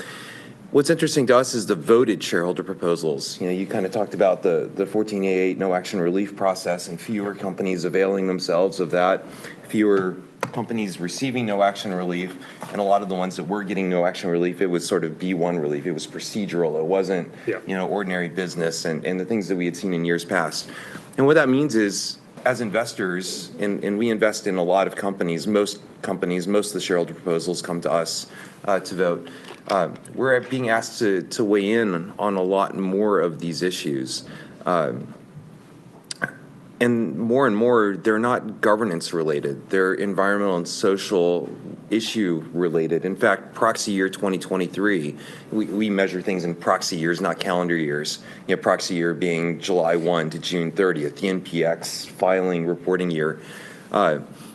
This was the first proxy year where governance-related proposals were in the minority. There were more environmental and social-related shareholder proposals than there were governance social shareholder proposals. And you also used a phrase, lower quality proposals. And we use that phraseology also, but to be more precise about it, a lower quality shareholder proposal for us is one that has less of a linkage to long-term shareholder economic outcomes. And every proposal we look at, environmental, social, anti-ESG, governance, we're using the same lens to look at that proposal. We're trying to figure out, does that proposal have a likelihood to lead to better economic outcomes for our clients? That's our fiduciary responsibility. We're not pushing a social agenda. We're not pushing an environmental agenda. We're pushing our clients' economic agenda, which I think is the important thing. The decrease in support rates, you've seen it at BlackRock, you've seen it across the board. Our support rate for these environmental and social proposals in particular hit a high water mark in 2021 at about 43%. Last year, we were down at 7%. And I think that's largely, the result of lower quality proposals that are asking companies to be very directive in what they're doing. In climate, for instance, we're very clear that we think it is value enhancing. In fact, Lazard put a study out on this where they quantified it. It's value enhancing for companies to be transparent about where they are in Scope 1 and Scope 2 emissions, what they're doing about it. The Lazard study said, companies get a PE expansion when they're transparent with their shareholders about where their risks are and how big their risks are. They can quantify it. It's no longer an unknown. And that's what we've pushed. But then a lot of shareholder proposal filers have gone beyond that, and they're asking companies to alter their strategy, to do something different, to take, in some cases, some fairly draconian action. No more fossil fuel financing, no more underwriting of hydrocarbon projects. And to us, that doesn't make sense. That's not congruent with a just transition. That's not congruent with our clients' long-term economic outcomes. And they just don't make sense as much. And that's why you've seen our support rate plummet. There are those that say that investors, us, State Street, Vanguard, T. Rowe, you name the investor, have taken a step back on this, or we're reacting to the backlash that we've seen. And the reality is, we haven't moved our bar. The bar is the same place it's been.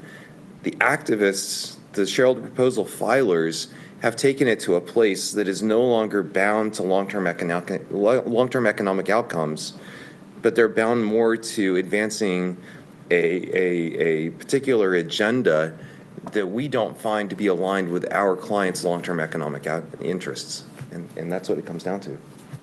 Do you think that proponents are going to be changing their tactics given, they're not oblivious to the fact that those support numbers went down year over year. Do you think that's going to take some wind out of their sails? Or do you think you're going to see kind of a duplication of last proxy season? I think we're starting to see a bifurcation of some of the proponents. On the one hand, you've got some proponents that are very principles oriented.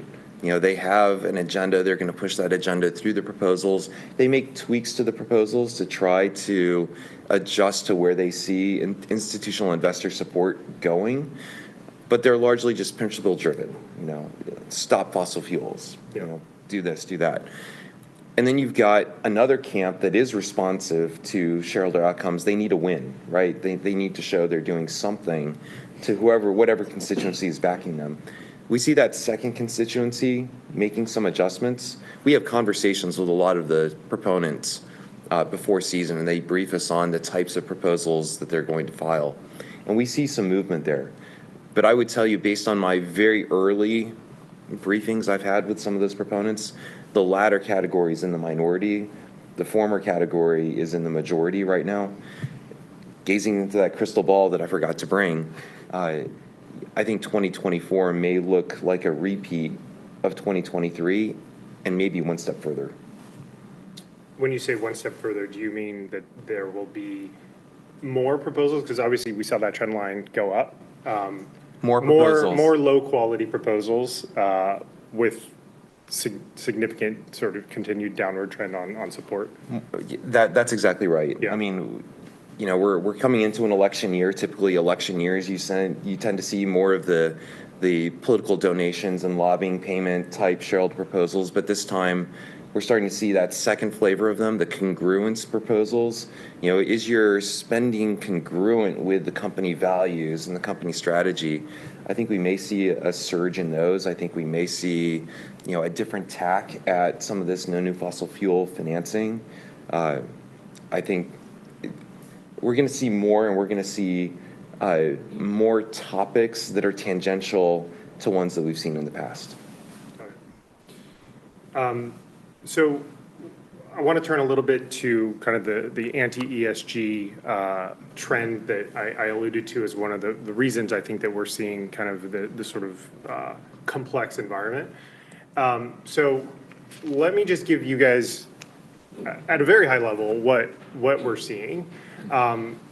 This chart here indicates it's kind of a duplication of what I had already previously showed you as far as the trends of the ESG proposals. That's in the kind of the blue, and you can see the actual number trending up, support levels trending down. And then in the red, you're going to see anti-ESG proposals. And these are proposals that are asking things like for companies to make a report about how transitioning to a low carbon economy might not be in their interests, or what the costs are, or the cost of having a DEI initiative and whether that's actually beneficial to the company and things of that nature.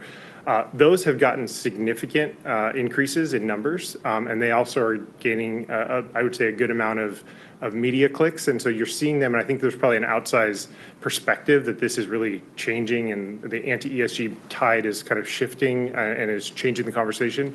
But if you look at the actual support numbers, those things are flat to very low. I mean, they're still very low, and it's a flat number. So I don't see large institutions who maybe have changed their tone a little bit, and we can talk a little bit about the tonal shift that's happened. I don't think that they have decided all of a sudden that ESG is a bad idea. They've maybe just talked about it slightly differently.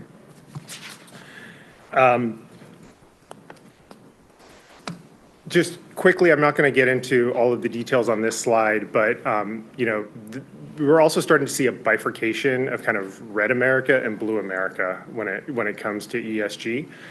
So we're seeing state attorneys general at conservative-leaning states putting out new laws that are having implications on our large asset manager friends.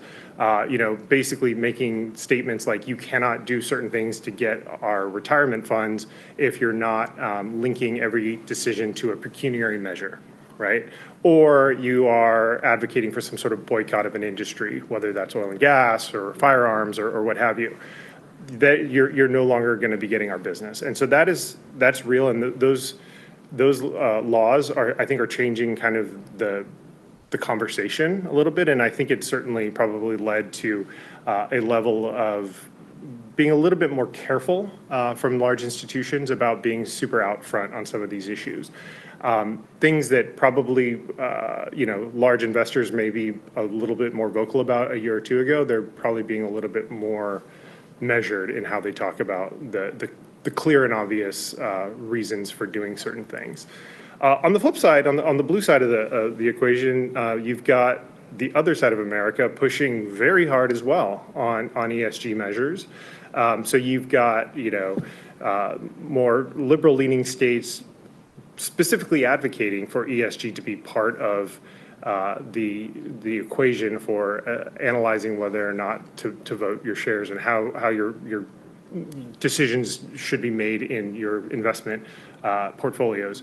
And then you're also seeing very active attorneys general pushing, lawsuits. I mean, we just saw about a month ago, the state attorney general in California sued all the oil majors for what is alleged to have been basically kind of like a tobacco type cover up of like they knew that climate change was bad a long time ago and they've been sort of muddling the message. And so that's the crux of those types of arguments.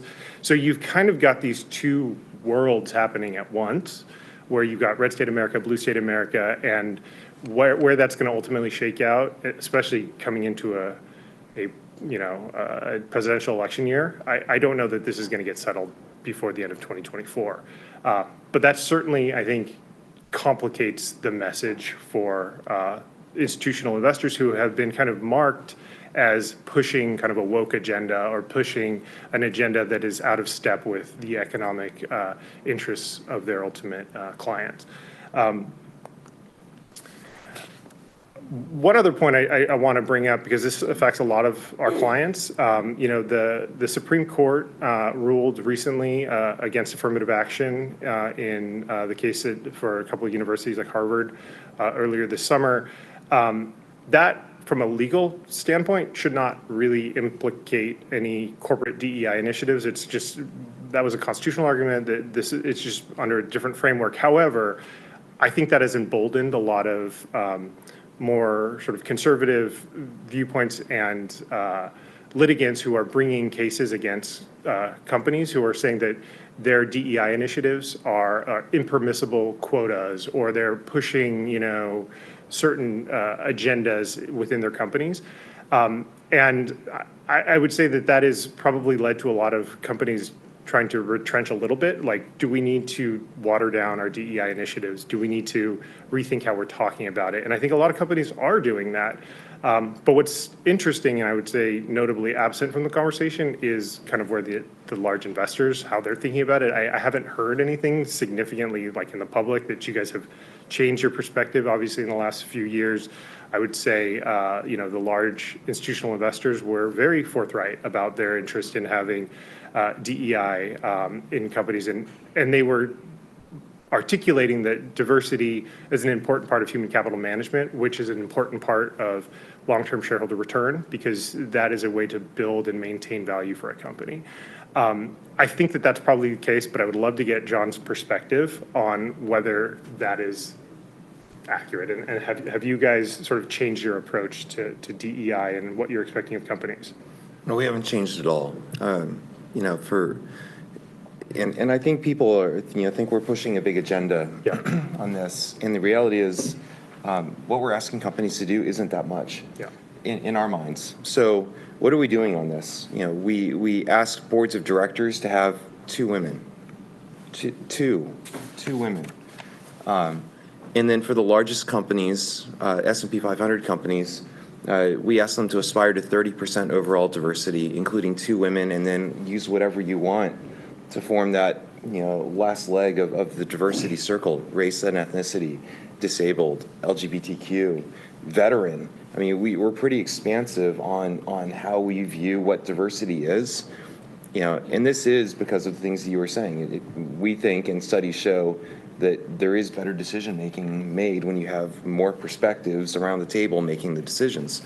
When you go below that, I think we get mired up in political issues sometimes. Racial equity audits, civil rights audits, those come to the forefront through shareholder proposals when we're talking about these. Last year, proxy year 2022, so a year ago, there were 14 racial equity audit proposals put in front of shareholders. We supported 6, we didn't support 8. This year, there were 19. We supported 2, we didn't support the others. People read into that a lot. People think, what's going on at BlackRock? Do you support this or do you not support the issue? And the reality is it always comes back to that fiduciary obligation. It always comes back to, is this a good way to spend shareholder money at the company? Is there a risk that we think has a reasonable chance of playing out that's going to cost shareholders money, right? We've been through one ourselves at BlackRock, so we know the dollars it takes, we know the management time it takes, we know the legal review it takes to put one of these together. And we still support them in some cases because we think they're effective risk management devices.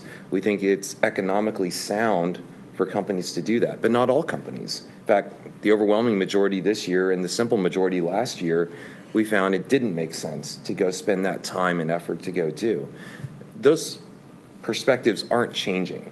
We're aware of the Supreme Court ruling. We've gotten lots of questions about it, but it's really not impacting companies that we're talking to. At least that's what they're telling us. And it's not changing the way that we view those issues. We still think the things that we're asking for are aligned with long-term economic outcomes for shareholders. And when we think long-term, we're not thinking 3 to 5 years like you hear from a lot of investors. What's long-term? We're thinking 3 to 5 decades, the investment horizon of a lot of our clients. That brings up the next polling question that I have. That brings up the next polling question that I have here. So in light of these kind of anti-ESG sort of macro trends that all of you are aware of, has that impacted your companies in any way? And have you sort of decided that you'd like to maybe pull back or change your messaging? Has that shifted your disclosure? By show of hands, if it's shifted your disclosure in any way? I assume it's probably going to be a no. Do you not plan to change your approach as a result of it? Are you considering changing your approach? And then prefer not to answer. I think that one takes the day. The other interesting data point that I would just show on this slide here is I think that there's maybe a bit of a divergence between kind of the general public's view of this and the investors who have money on the line's view on this. If you look at this bar chart from ISS, investors don't want to see companies sort of pare back their commitments. 85% say that they want to see kind of business as usual and they want to continue to have as much transparency as possible. Whereas, I would say non-investors maybe think companies should sort of stay out of this stuff or not really disclose this stuff. And I think that that's where there's maybe a little bit of a sort of inconsistency with what the generalized perception might be of these issues, whereas, you guys have a lot of financial stake in these matters, and you guys are the entire market. So you guys are kind of viewing this from a very macro lens and not an individual company lens. You guys truly are, I would say, just an index of the economy. And so that's why you're looking at a lot of these things much more holistically and over a longer time horizon. So with that, I'm going to turn it to Patrick Gadsden, who, as I mentioned, he co-heads our shareholder activism practice in New York. Patrick, can you hear me? I just want to make sure you can. Okay, perfect. Yes, we can. So I'm going to drive the slides. Just let me know when you'd like me to proceed through, and I'll turn it to you. Okay, thank you. So next slide.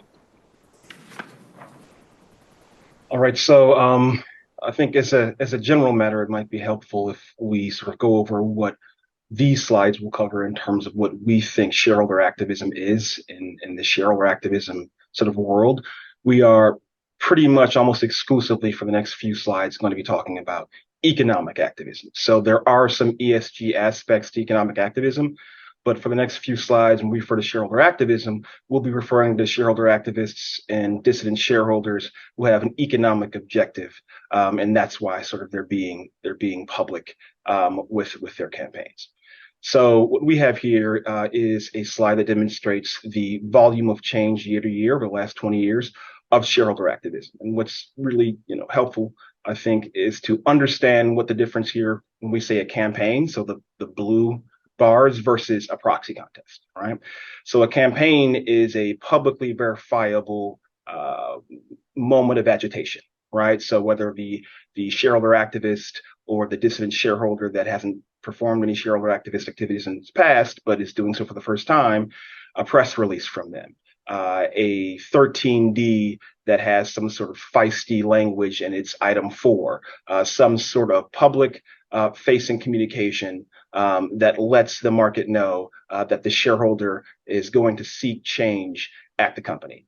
When we speak about proxy contests, we're speaking about shareholder activists or dissident shareholders who have at least filed a preliminary proxy statement, which is the first SEC filing that you need to make if you plan on actually running a contested slate at a company's annual meeting or at a company's special meeting. As you can see, over the last 20 years, there has been a steady increase of activism. But what's really interesting is that you see here a increase of activism even through periods of macro stress. So shareholder activism is a very resilient asset class. And as you can see from 2007 through 2009, during the GFC, shareholder activism continued to rise year to year. And as you also can see in 2020 and 2021, during the teeth of the pandemic, shareholder activism continued to rise. So it's a very resilient asset class, and we anticipate that it will continue to rise in the future. What's also very interesting is what you do not see here, which are all of the non-public situations that are not reflected in this chart because they're non-public. So there are probably 25 to 50 situations for each of these years in which you are not going to have data that can be reflected publicly because everything stays quiet, whether that be because you're dealing with a shareholder activist or dissident shareholder that happens to not own 5%, so they don't have to make any public filings to make the market aware that they are interacting with the company to agitate for change, or whether it is just a shareholder that decides it would like to keep things private and it trusts the company to keep its word, any promises or any sort of signaling the company has made privately with that shareholder about things that will happen in the future that the shareholder would like the company to do or actions it will take. None of that's going to be seen here in these graphs. But if you add 20 to 50 situations here or campaigns here in each of the blue bars, you'll obviously take away that there's a significant amount of shareholder activism that has continued to rise year to year. You can go ahead and go to the next slide. So many proxy fights do not go distance. So what you'll see is, it's a fairly stable percentage year to year of settlements between companies and shareholder activists or dissident shareholders, and withdrawn situations and proxy contests. So circumstances in which a shareholder either decides, really not going to win, going to let the market know that I no longer plan on pursuing my campaign, or the company's already done everything I want the company to do, so there's no point in me continuing this fight, so I'm going to withdraw. So the next sort of question is, well, what about settlements? So what drives settlements? So companies tend to, in our experience, be seeking peace. Shareholder activist campaigns can soak up a tremendous amount of time and bandwidth from management and members on the board, especially during the last quarter or so leading up to a campaign. You're talking about, hourly or multi-hourly meetings every day among members of the board. Maybe a special committee is formed, and that special committee has to also meet every single day, pretty much during the teeth of the campaign. It takes a lot of focus and a lot of time away from what otherwise would be spent focusing on operations of the company. So the company's ability to have peace and be able to focus back on company business, main objective in terms of settling or coming to some sort of cooperation framework with an activist, along with being able to limit the reputational damage that can be incurred during a shareholder activism situation. In terms of activists, they're seeking certainty that they would not be able to get for sure if they took things all the way through to an annual meetings vote. So what would they not be able to get? Well, even if they win, they aren't going to be guaranteed in committees. So they would like to see committee guarantees built into settlements and cooperation agreements. They also would not necessarily be guaranteed to have any of their candidates renominated for more than one annual meeting. So they'd like to see that also built into settlement or cooperation agreements. And the most interesting to many directors who've never experienced shareholder activism before aspect of what activists like to see is expense reimbursement. So it may seem unusual, but it actually is a market for shareholder activists who enter into settlement/cooperation agreements with companies to have the activists' expenses be reimbursed, all the expenses that were incurred in connection with the proxy solicitation and or activist situation. In many a board meeting I've had, and my colleague Lawrence Elbaum at Vincent, who I co-lead the practice with, has had, it's a very eyebrow-raising aspect of cooperation/settlement agreements, but it is market, and it's traditionally something that the shareholder activists and their counsel care very much about. We can go ahead and go to the next slide. So here we will see a visual depiction of the market cap sizing of shareholder activism situations. So activism is, for all intents and purposes, industry and market cap agnostic. Yes, most contests are at companies with 1 billion market cap sizing or below, but the market cap sizing itself is not what's driving shareholder activism. What's driving shareholder activism is the underperformance and or undervaluation of any particular company, and it really isn't that much about the market cap size itself. In many instances, there are certain shareholder activists who happen to not have that high of an AUM, so they just don't have the powder to go after really big name companies and probably make a dent. So they focus more on the billion market cap sizing and below. But we've also seen an increasing number of larger shareholder activists dive into the same large mega cap companies or large cap companies. We saw that last year with multiple activists diving into Salesforce and Disney, and we also are probably going to see that again this year at Disney, as another activist in ValueAct leaked its presence at Disney yesterday. And as we've who've been paying attention to Disney over the last year or so already know, Nelson Peltz Tryon is already there. So we are seeing activists sort of, dogpile onto larger market cap companies, but for all intents and purposes, it's not about the market cap size. It's about the valuations, undervaluations, specifically relative to a company's peer group that drives shareholder activism. Go ahead and go to the next slide. So here we will discuss what has been the topic of many shareholder advisor conversation over the last year or so, which is the SEC's adoption and making effective of the universal proxy rule. So here probably be helpful for those who have never experienced activism or don't sort of pay attention too much to proxy statement mechanics. If we go over kind of what the universal proxy card does. So in the past, when a shareholder activist launched a contest prior to August 2022, when the UPC became effective, if a shareholder activist launched a contest, all of its nominees would be on its card and its proxy statement, and all of the company's nominees would be in its card and its proxy statement. There was no Venn diagram overlap. If you wanted to vote for some of the company's nominees, for all intents and purposes, you had to use the company's card, but that meant you could not vote for any of the activists' candidates and vice versa, right? After the advent of the universal proxy card, you can now mix and match, because the universal proxy card rule, Rule 14A19 of the Exchange Act, mandates that all nominees for each side must be on each side's proxy card. So if you use the company's proxy card, you'll be able to vote for all of the company's nominees and the activist nominees, and vice versa. If you use the activist proxy card, you'll be able to vote for all of the activist candidates and all of the company's nominees and candidates. There was this feeling that this would somehow radically change the volume of contests that would arise each year. We haven't seen a lot of that. There was also this feeling that shareholder activism contests would be far less expensive for activists than they were because of the mechanics of the universal proxy rule. That just isn't the case. So shareholder activists who want to run a contest still have to file their own proxy statement. They still have to file their own proxy card. They still have to mail their own proxy materials to 2/3 of the outstanding shareholder base. They're still probably going to have to do all the fight decks and the fight letters and everything else that was done before. So shareholder activism contests have not become less expensive.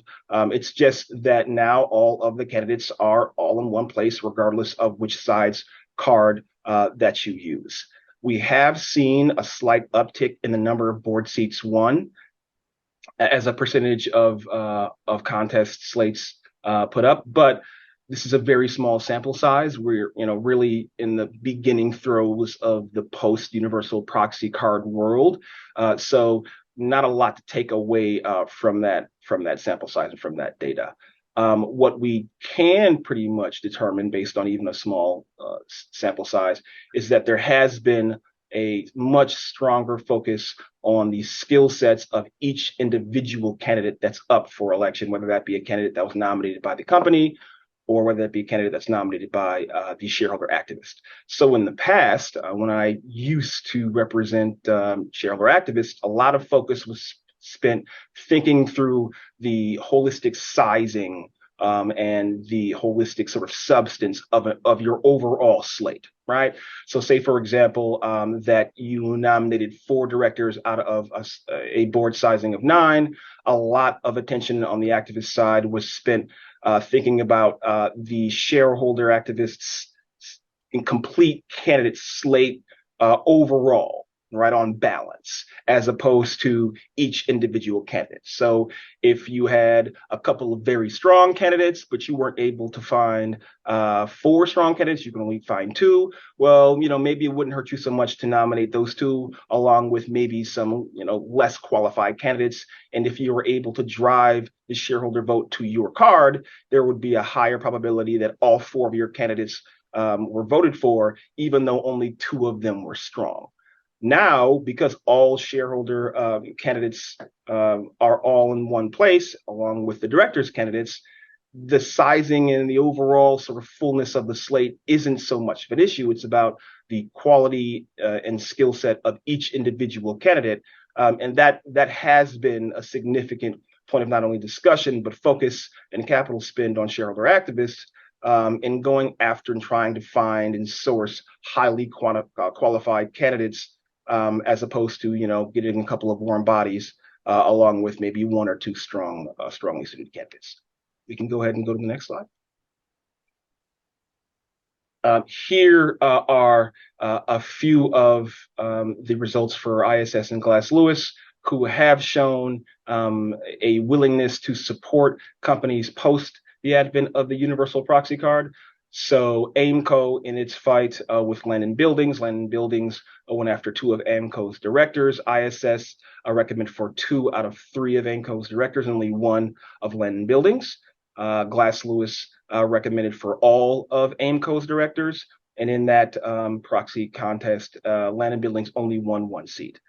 In Broadwind's fight against WM Argyle, or WM Argyle being a fund that was launched and created sort of solely to go after seats and affect change at Broadwind, Argyle nominated 3 directors to replace Broadwind's candidates. ISS and Glass Lewis both recommended for all of Broadwind's nominees as opposed to WM Argyle, and Broadwind won outright, right? So they swept that election. Argyle got nothing.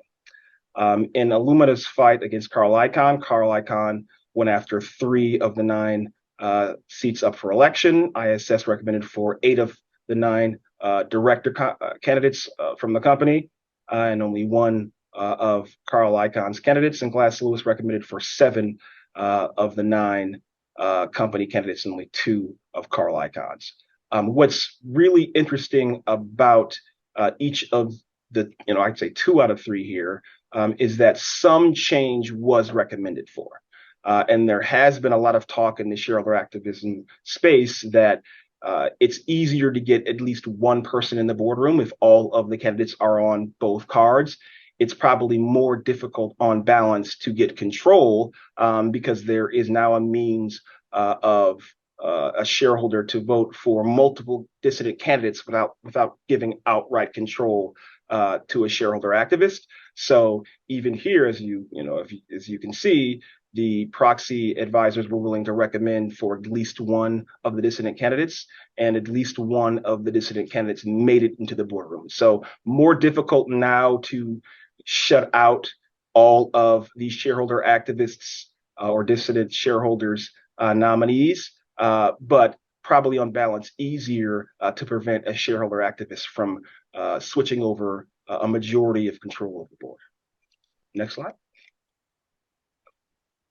Thank you. So in the wake of the universal proxy card rule, many companies amended their bylaws to take into account the universal proxy card's mechanics.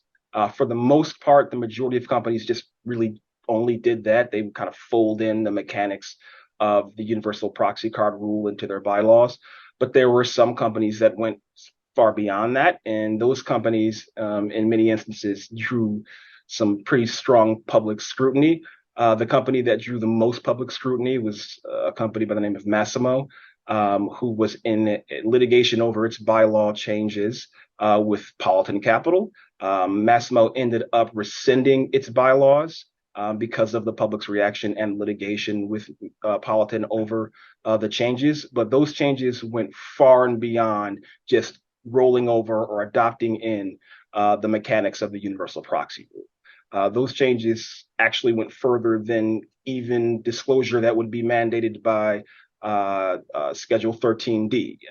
Those changes included Massimo requiring any nominating shareholder that was a fund to disclose the identities of that nominating shareholder's limited partners. That's information you won't even get from 13Ds.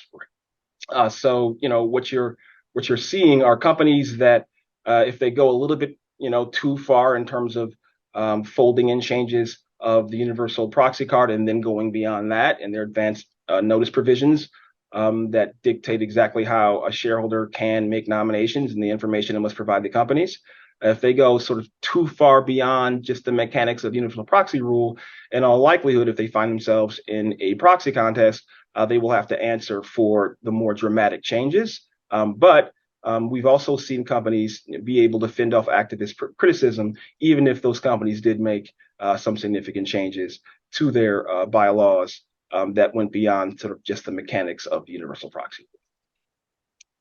Next slide. So looking forward to 2024, we do expect to see shareholder activists have an increased focus on operations and performance. During the first 10 to 15 years of we'll call the current wave of activism that started around 2003, 2004, the majority of shareholder activism, for all intents and purposes, consisted of activists asking companies to evaluate all strategic alternatives, which, nod, wink, wink. The activists wanted the company sold, and they wanted to, gain the premium from that, and reinvest their funds into a different target and start that process all over. And so their funds were basically M&A arbitrage funds, masked as shareholder activism funds. Because of the change in the macro environment, creeping interest rates, macro pullback in terms of consumer discretionary spending, leading all the way through to company performance, we are seeing fewer shareholder activists just ask outright, hey, strategic alternatives, get this thing sold. We're seeing far more focus on operational performance and how companies can cut costs, get leaner, meaner, more efficient with their asset base, et cetera.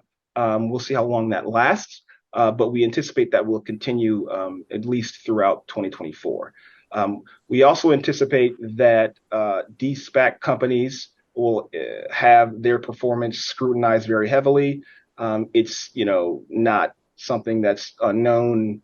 Many de-SPAC companies have struggled in terms of their operational performance, and because de-SPAC companies historically have had less than quote unquote top-notch shareholder-friendly corporate governance, they make themselves even more enticing shareholder activism targets. So we expect to see an increased focus on de-SPAC companies. And as we mentioned before, we expect to see an increased focus by shareholder activists in their sourcing of very highly qualified candidates because of the universal proxy rules changes and shareholders' now ability to vote for all the candidates on one card. We can go ahead and go to the next slide. So let me just interrupt you here, Patrick, and I'd like to turn it over to Mark a little bit just to get his perspective. So in his role at Spotlight and obviously his former role at Glass Lewis, he's kind of seen these fights play out, and he's probably gets a pretty early window into what's happening trend-wise for the upcoming proxy season. Are you seeing anything that's different than what Patrick articulated? And also, is universal proxy changing anything, or is it kind of a nothing burger? Patrick definitely covered a lot of ground there. I think a lot of what he said is consistent with what I saw at Glass Lewis when I was kind of in the referee chair on some of these proxy contests. And now at Spotlight, where we are more advising usually companies, but sometimes investors as well, on the tactics that they should take when they run these campaigns, whether it's a full-blown proxy contest or one of the blue bars on the first chart. There's far more campaigns that don't escalate all the way to a proxy contest. I would say the universal proxy card was a bit of a game changer, even though a lot of people do characterize it as a nothing burger. It's a nothing burger in the sense that this idea of the 14AA type activists running a lot of proxy contests and sort of being another way to push their agenda, putting a climate expert on the board of, running the same climate expert at 15 S&P 500 companies or whatever these kind of fears were. That certainly didn't play out. And in terms of the overall expected increase in proxy contests, that was also a bit muted because of something Patrick spoke to was the uncertainty factor. There was a lot of going into last year on both the company and the activist side of not wanting to be the first kind of guinea pig to this universal proxy card system. not really knowing what your chances were, so that drove a lot of settlements. It drove a lot of settlements more so in favor of the companies, I would say, where you saw settlements for no board seats or for fewer board seats. And then overall, I think you saw maybe a slightly higher win rate than the previous year. Win rate being, was the activists successful in their campaign of placing any directors? And really, even then, that uptick was back to just kind of historical levels. So it didn't throw anything off. But what you did see were fewer directors elected. And some of that gets, again, to a lot of what Patrick said of candidate quality. And just in general, I think the universal proxy card has just made everything more precise. So investor choices are more precise. When I was at Glass Lewis, I always wanted the universal proxy card because when I was making a recommendation on a contest, we had to worry about these unintended consequences of the two-card system. That's off the table now. So we can say, we being my former company, Glass Lewis, only been at Spotlight for 6 months, so I might do that a couple more times. We can now say, Glass Lewis can now say exactly what the outcome is they think is best for shareholders in a proxy contest, which directors should be there, which ones shouldn't. Whereas before, we were maybe we kind of knew what we wanted to say, but we couldn't get there because of, well, there's these other two candidates that we're not necessarily supportive for, or it's not a one-for-one. Even if we knew we liked one or two candidates on the activists' proxy card, it was very difficult to ensure that the incumbent nominee that you thought was best to fall off the board would be the one that would be displaced.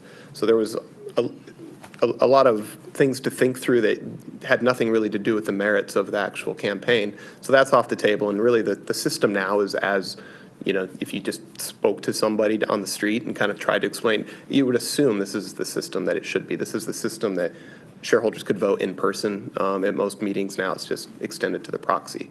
So I don't know that it's this big win for the activists overall. As Patrick said, it's going to be more difficult to affect majority change, although it still will come down, I think, ultimately to the kind of performance and governance merits of the arguments of the campaign. That'll drive. I think there will be, especially, maybe it's 2 years, 3 years from now, is universal proxy is just kind of the normal lay of the land and everyone's used to it and kind of knows the tactics a little bit. The right target could still be vulnerable, I think, to widespread change potentially. In the immediate term, I think more activists might be wanting to go the distance, so to speak, because they feel like they're going to get at least one person on. And so I wonder if that'll play out in the next few years now that there's not as much uncertainty about how a proxy contest goes under the universal proxy card system. So I think that could happen a little bit more, but I expect it. There's also this, I should say too, there's also a feeling maybe amongst some investors of the what's the harm kind of principle of if you've identified an underperforming company and there's a long tenured director and this activist is saying some things that seem to resonate, or maybe it's not the most compelling case that there's ever been, but they have a nominee who kind of knows the business or who seems to be an expert in this area where this company seems to be lagging. So why not? This other director's been here for 10 years. So I think there's a bit of that sort of a stance amongst investors, some investors, to tap into. Now, Glass Lewis and ISS, and try not to get too inside baseball here, but they're the kind of two-pronged system that they've established of a case for change, and if so, which directors kind of make sense to go onto the board. Both have said that that's not changing. And the first year of results, I think, kind of maybe backs that up, but not entirely. And I can tell you, having sat in that chair, the reality is, too, that even though it's supposed to be a successive, okay, is there a case for change, meaning underperformance from financial TSR or there are strong governance concerns, only if that, then do we go look to see could the board be improved. I think what's happening at both ISS and Glass Lewis, and probably for investors too, and maybe John can speak to this too, having being the one voting proxies, but there's a urge to just say, all right, can we improve this board, and then sort of back into the why and the justification and rationalize it later. And to that extent, it kind of has lowered the bar, I guess, a little bit for activists. But I think kind of still working against that a little bit is this idea of candidate quality is really what it comes down to. And even before the UPC, that was always a big area of emphasis for Glass Lewis, for BlackRock and other institutional investors. And I think even more so now, I think the change is, again, now that it's kind of a one-for-one. You can pit individual directors against each other. So it becomes even more so like a political campaign of kind of what this person will bring to the overall boardroom dynamic versus what this other person has contributed or continues to contribute, and how that jives with the overall narrative of the activist campaign, the plan to fix any problems, to create value. And that's really where the focus is going to be. The best activist investors, the most sophisticated ones, they were already doing that, sourcing the good quality candidates, making that an emphasis of their campaigns.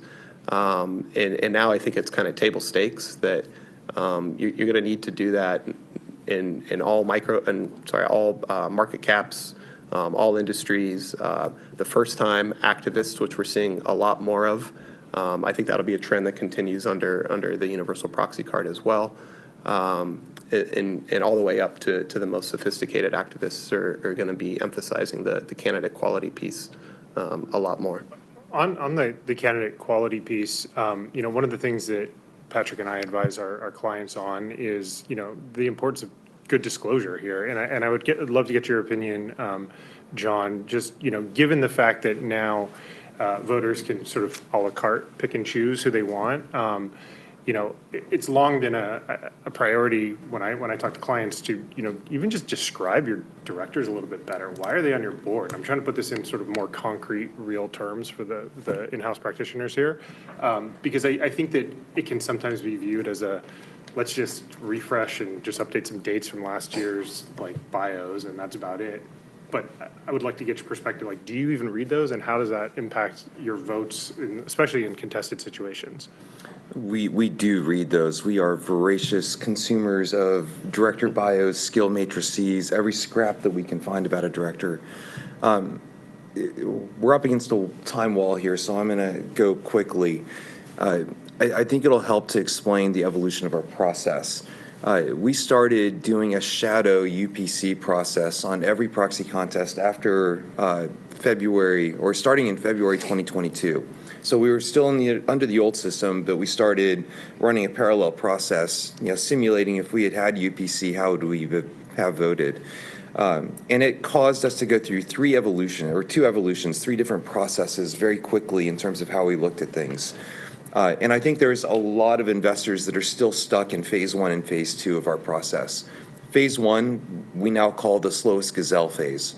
So looking at the board bios and the skills matrices, who are the best qualified nominees and who are the least qualified nominees, just based on the disclosures we have available.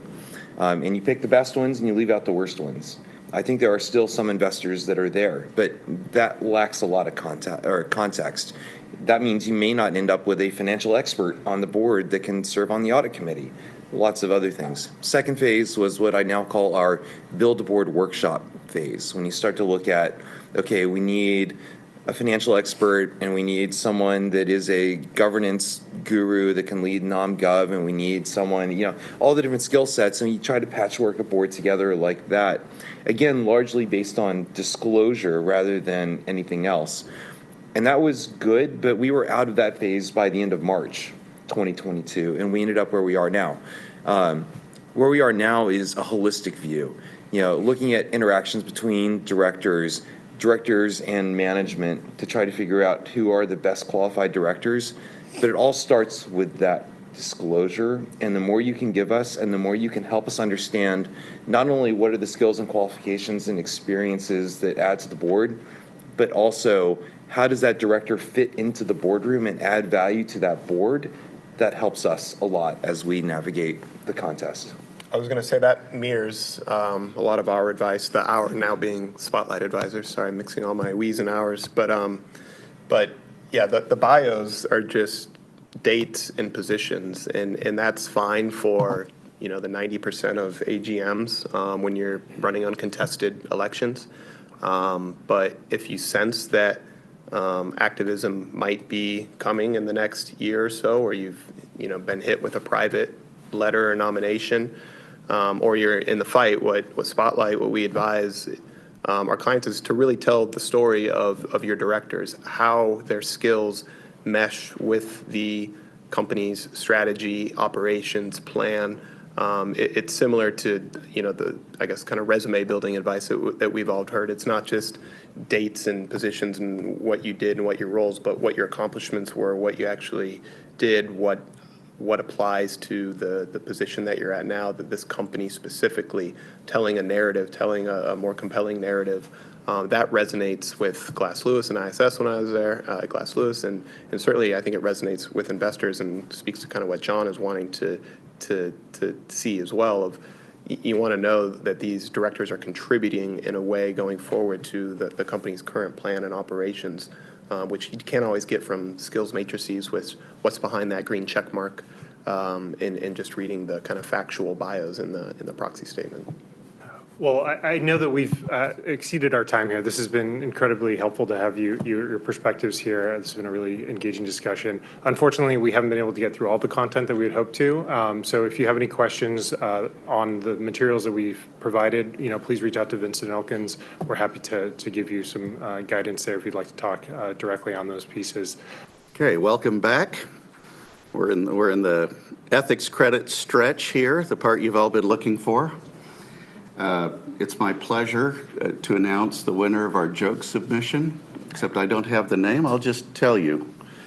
It actually relates to the previous panel. The question is, if Napoleon Bonaparte were shareholder activism, in what kind of activism would he engage?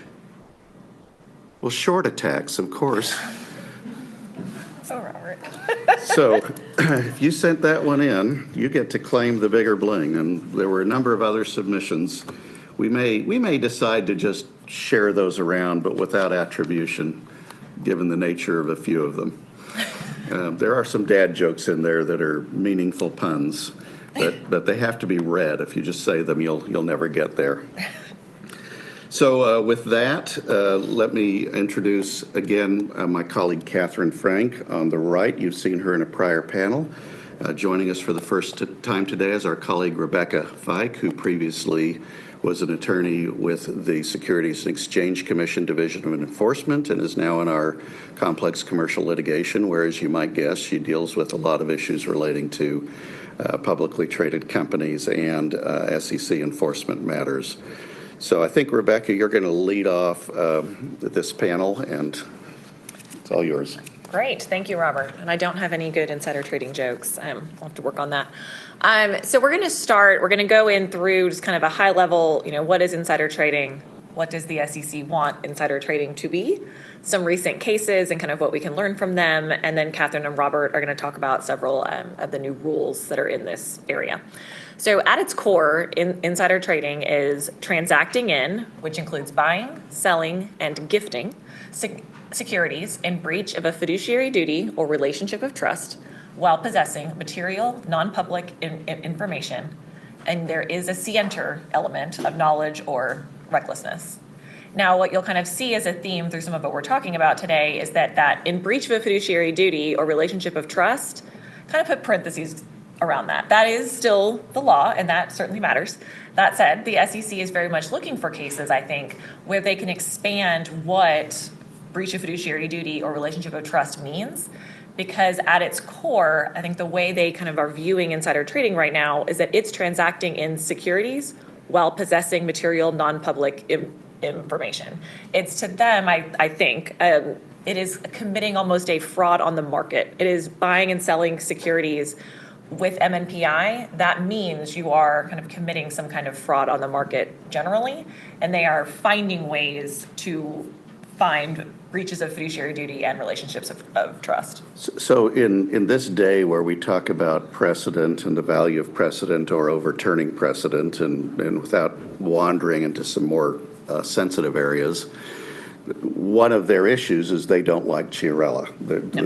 Chiarella is the Supreme Court case years ago that said mere possession of material non-public information is not sufficient to constitute a violation. There's got to be a trust that's violated, and we started with traditional fiduciary concepts. So if I'm an officer or director and I have fiduciary duties to the stockholders of my company, then I shouldn't be trading in the stock of that company while I have MNPI. And then we saw in the Carpenter case, this is the Wall Street Journal Heard on the Street article from many years ago where Carpenter had signed a confidentiality or an agreement with his employer, Dow, to not to disclose the content of his article before it was published in the journal. And in fact, the night before, they alleged and proved that he was sharing that information with 3 or 4 friends who would trade on the company that he was writing about, either shorting or buying, because they'd noticed that when an article appeared on the front page of the journal, it moved the stock one way or the other. And so they front ran the article.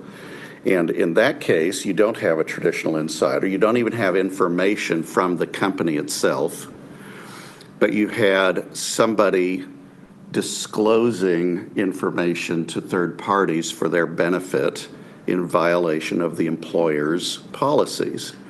And the court split, right, 4-4, because there was one justice not in that, and said, they upheld it because it was split. The Second Circuit had already said, if you misappropriate information from somebody else, you breach a duty to anybody, not just a fiduciary duty to shareholders, and use that information for your benefit, that's fraud in connection with the purchase or sale of security. And then we've had a whole bunch of cases over the years of various kinds of misappropriation, and how far do you stretch it in the criminal context, and how far do you stretch it in the civil context. And we're still in the middle of that today. And that's setting aside the basic issue of what's the next part. What's material? What's non-public? And if I may jump in, I do want to flag one thing for everyone here that we'll talk about a bit when we talk about insider trading policies. You'll note that we said transacting in. We didn't say trading, buying or selling. We've included a reference to gifts, and that would include, transfers for no consideration. Yeah, why did we do that? Well, not Did necessarily. we go crazy? Not necessarily because of the case law, but because of some language the staff put in their final rule about 10b5-1 trading plans. And we'll talk about that a little bit later. But do be thinking about broadening the idea from just buying and selling on the open market. Yeah. As a result of the SEC's comments, gifting in certain circumstances has a higher risk profile than it did a year ago. Correct. And then always with insider trading, we're going to talk about the core component, which is that material non-public information. Material information is information that is substantially likely to influence a reasonable investor. That is an extremely broad definition. It can be almost anything, depending. And when I was at the SEC and on the staff, you would get an investor affidavit saying, this information would have likely influenced my decision to buy or sell the stock. And that can be very broad. So that it still does have a definition, and you can have expert reports and other things that can kind of battle that. But just know that material, it's in the eye of the investor. So material doesn't necessarily have to be material to the company on a financial level, though that helps, that definition, but it's a much more qualitative definition than that. And non-public is also kind of a term of art that has in some ways lost some of its meaning over time. But the official definition is information that has not been publicly disseminated, and it can include information about other companies. We were kind of joking earlier with Robert that I think of non-public information almost as a spectrum. There's truly non-public, confidential, trade secret. Absolutely no one but the individuals purposefully entrusted with that information have it. That is clearly non-public information. And then you have what a company disclosed in their 10K. Clearly not non-public. But in the middle, But clearly public. completely public. Sorry, we're about to get a double negative in a second. So that is public, I just didn't want them to confuse public with the next category you're which going is into. not non-public. So we have an in-between category where there's a lot of gray area, and the SEC is very kind of active in trying to define and pull threads out of this area. But for example, we've talked about examples, and we'll get to some later, but if through the examination of publicly available information, you spend time and effort and energy to deduce certain maybe patterns or trends or pull things together, but you're getting that information from truly public sources, generally the SEC would still consider that to be public information. Does it mean every investor knows it? No, but any investor could know it. So there's that world. And then there's a world that's a little closer to the non-public side that is, we've talked about, let's say you're someone who stocks toys at a large retail store and you notice certain toys of a certain brand are selling out, getting closer to, Christmas, and you think, wow, that company's going to have a big year, and you go buy stock. I would consider that to be, it's in the middle, closer to public, because someone watching the store or watching children play with toys could make a similar observation, but it is gray. You are getting that information because you are a stalker of this item in a retail store. And so Meaning it's information you're getting in the course of your employment, and therefore may be a breach of a duty to your employer to use it for personal benefit? Is that what you're kind of saying? I could be saying that if the SEC continued to care about that. I could also be saying that I, as an observer, could park myself in the toy aisle of Walmart for days on end and determine what the toy market is on my own. And that would be our battle in court of what duty I have, if any. And that's where there's a difference between a retail store. So she's talking about it took me a minute, a stalker and not a stalker. Yeah. STOCKER. Toys. So you could find both in Walmart if you were so inclined. But, anyone can sit in a retail store and see what's flying off the shelves. But if you're employed by Amazon and you can see the sales data for Christmas toys, but that's not public information that anyone could observe, then we're at a different point in your spectrum. And it may be company-wide as opposed to store-specific. It may just be that in my neighborhood, this toy's good and that person's wrong and they lose money.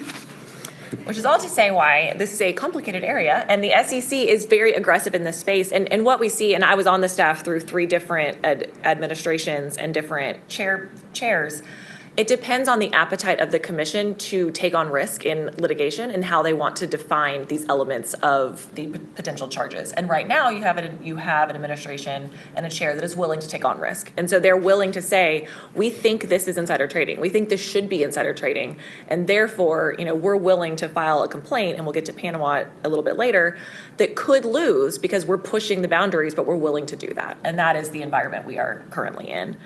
And in a similar space, Rule 10b5-1 plans need to be noted because they're the plan that give people and companies an ability to trade in securities, even if they have MNPI, as long as they've entered into a pre-written, predetermined plan that was entered into in good faith, and when the individual did not possess MNPI when they enter into the plan. Importantly, Rule 10b5-1 plans, they are not a safe harbor. They are not a complete shield. They are an affirmative defense that can be broken.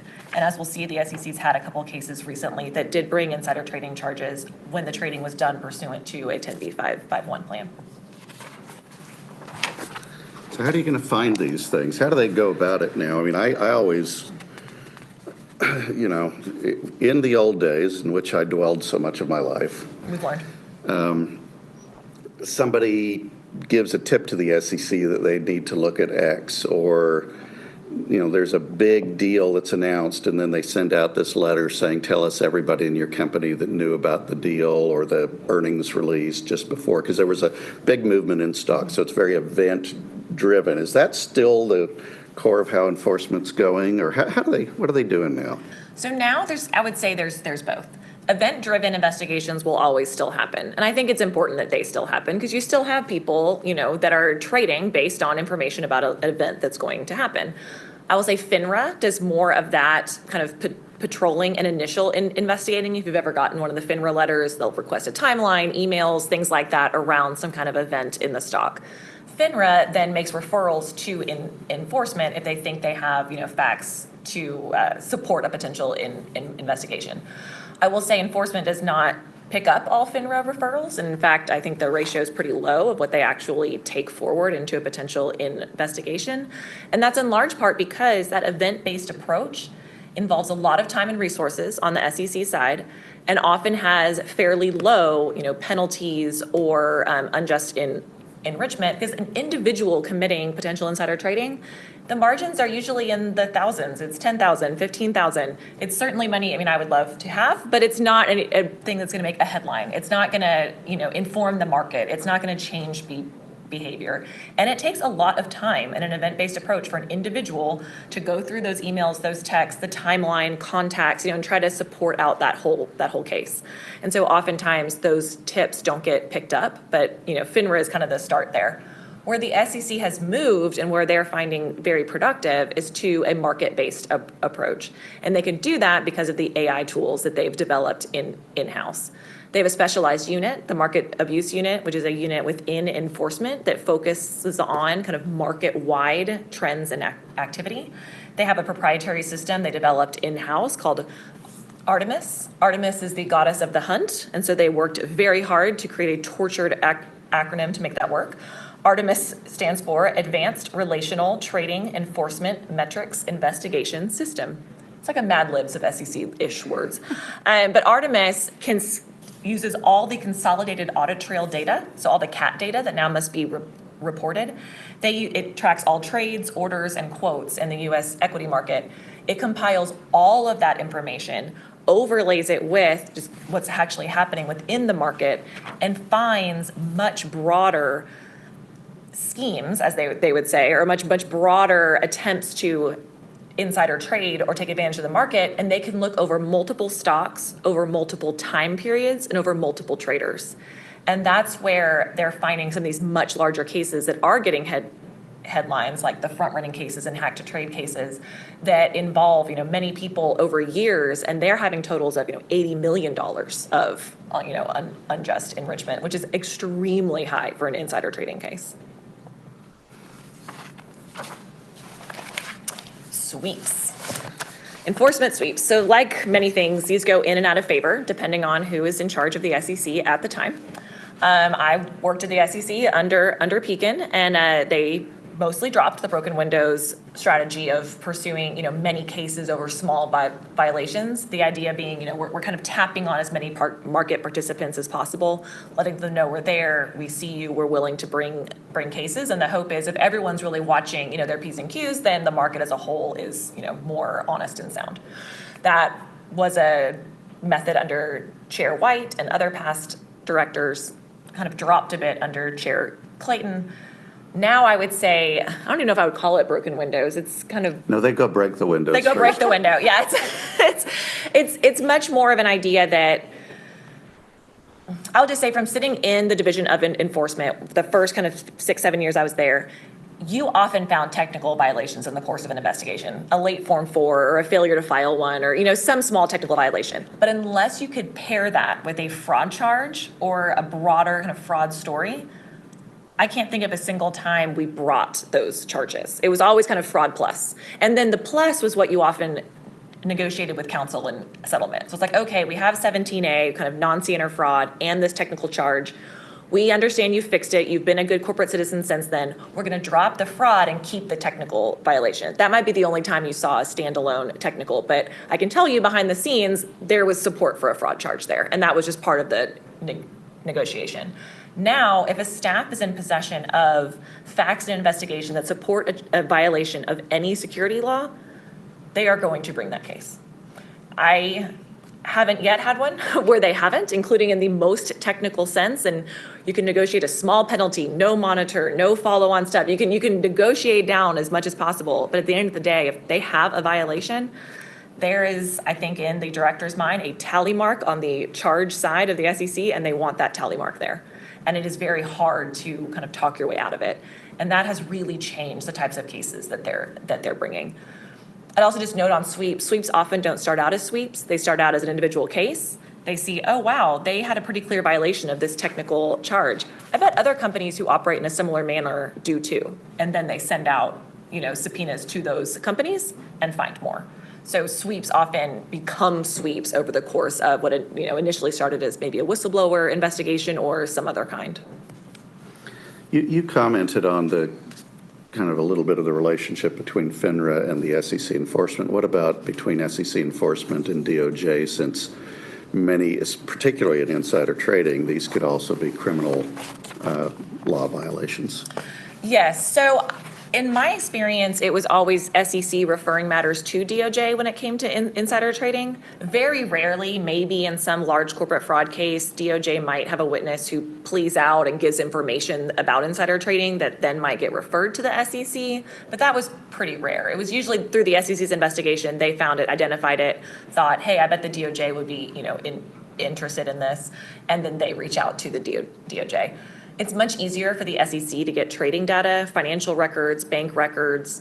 That is much easier for the SEC to request and receive than the DOJ. So that is another reason why, even if the DOJ had the case, they would still want the SEC involved, because you can share information once it's been produced, and it's quicker for the SEC. So the SEC does refer a lot of matters to the DOJ. It always adds kind of some heft to their enforcement. SEC is always a little jealous that we don't have criminal power, and so that is often made. And the DOJ usually likes insider trading referrals. That's something that the investing public understands, identifies. It's something juries understand. It's it's a well understood white collar fraud. And so they're usually, those referrals are very often made. Recent insider trading cases, there are so many. So obviously we're not going to go through all of them. There's a lot of good ones here. One, I think we wanted to kind of point out, or maybe just generally. So the top two bullets, those relate to, directors and employees of companies, kind of what you think of as the traditional insider trading fact pattern, using information they gained in that position to make money for themselves. The second two bullets, DuPont and Meadow, those were agents of the company. So it's kind of a step removed.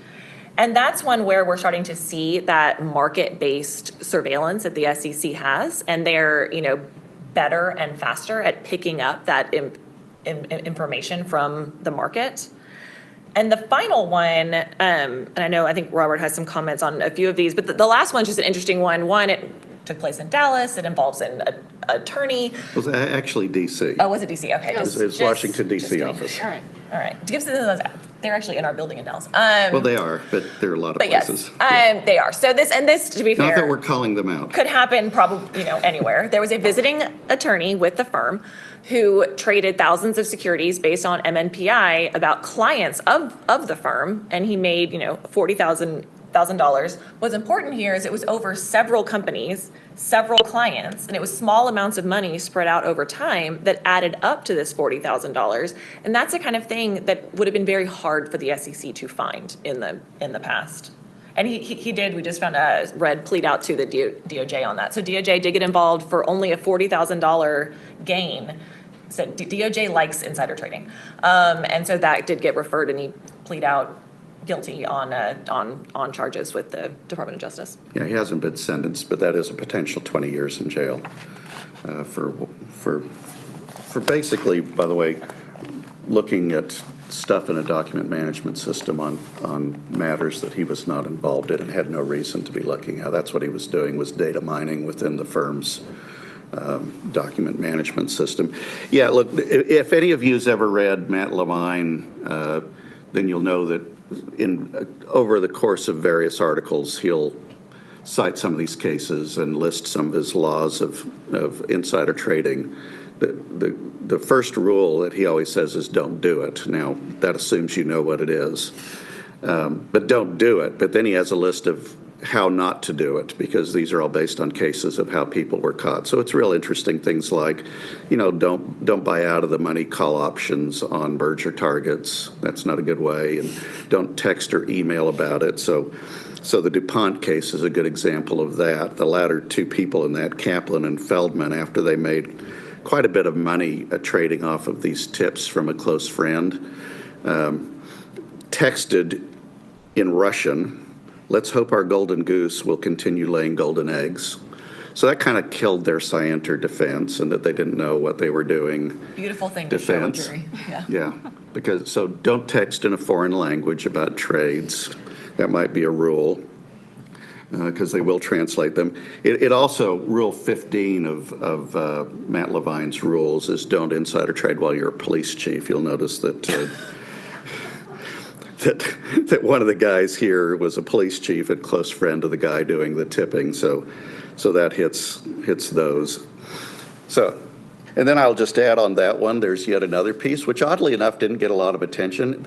It was a tender offer they were trading on. Now, tender offers are a little different because there is when Chiarella was adopted, it was in the tender offer context. Basically, an employee of a financial printer in New York would get in the tender offer documents that would have code names, but because of who was sending them in and the descriptions in there, he'd figure out who was the target of the tender and then go buy shares and make money when they went up.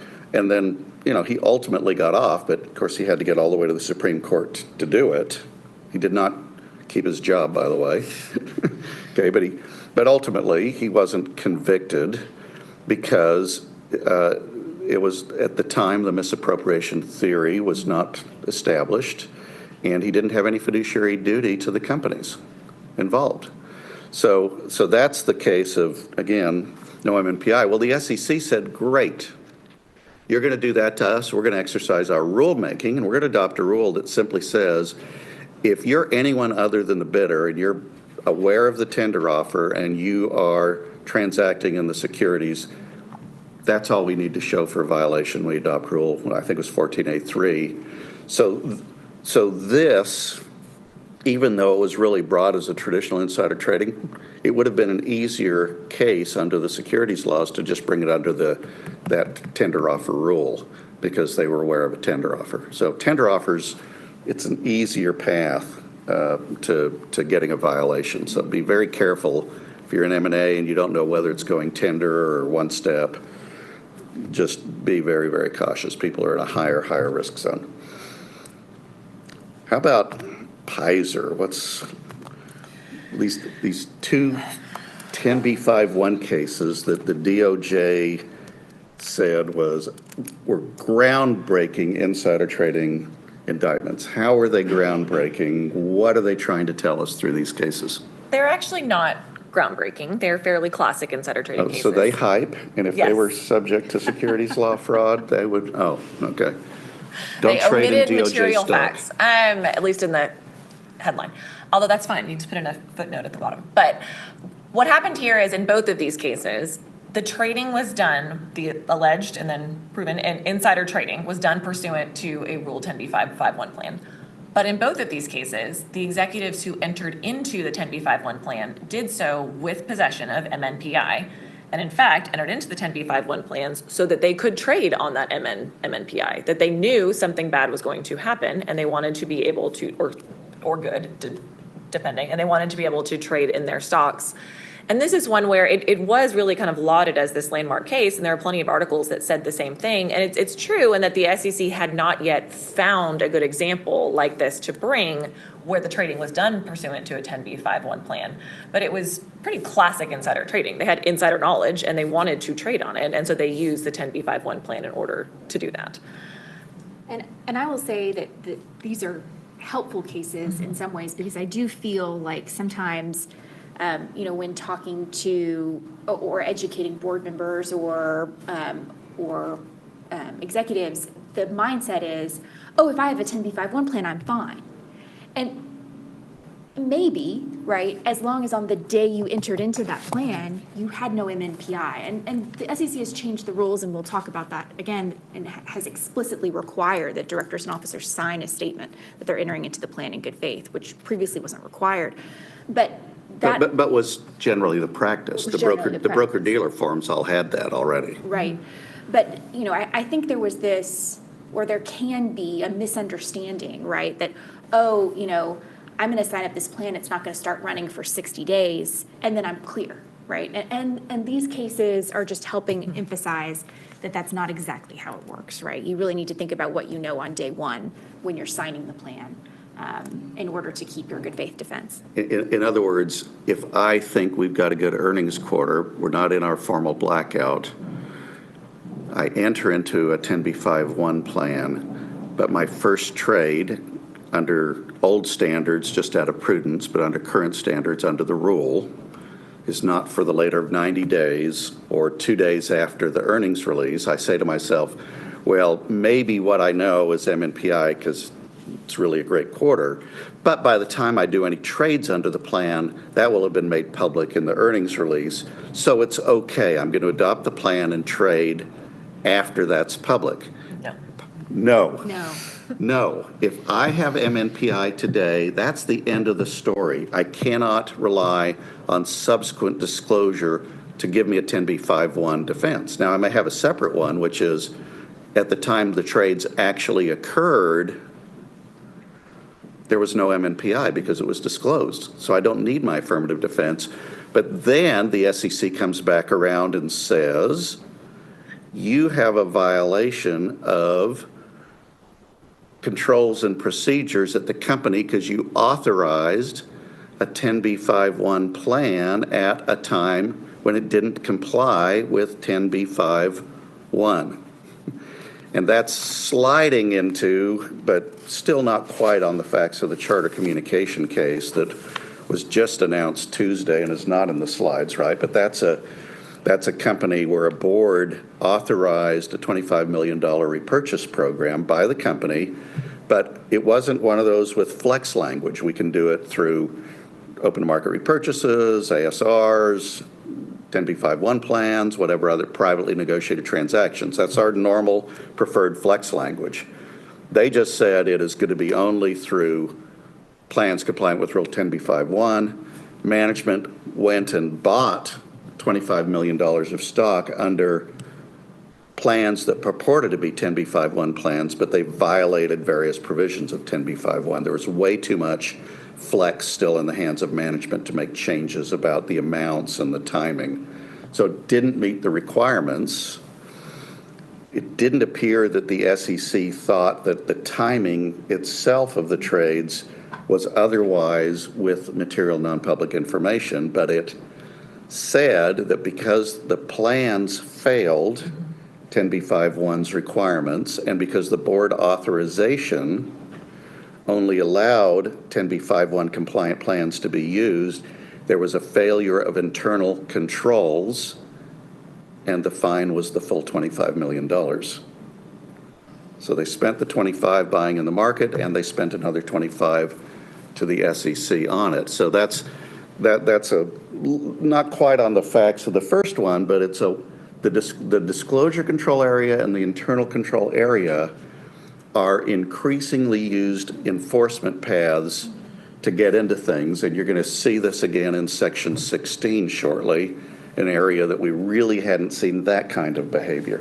I would say a failure of internal controls and procedures or disclosure controls and procedures is really just one of the favorite kind of paths forward for SEC enforcement right now. And it's a way to broaden their enforcement scope, because they're not bound by their own rules then. They're bound by what the company has set for itself. So if the company has set certain, standards or measures, or it's their own rules, it's their own language, but then you have to follow it. Because the SEC is saying, well, you've just disclosed this, the market knows that, maybe investors like that you have these certain, standards or controls or whatever. If those fail, even if it's not actually an SEC standard that has failed, it's your own, but it is your own internal control and procedure. And so where you have set kind of high bars for yourself, you have to follow them and meet them. And it's similar to their, view on disclosures right now where it's not just the financials they're scrubbing, it's the narrative as well. If you state something, you need to back it up, even if it's not a quantitative item.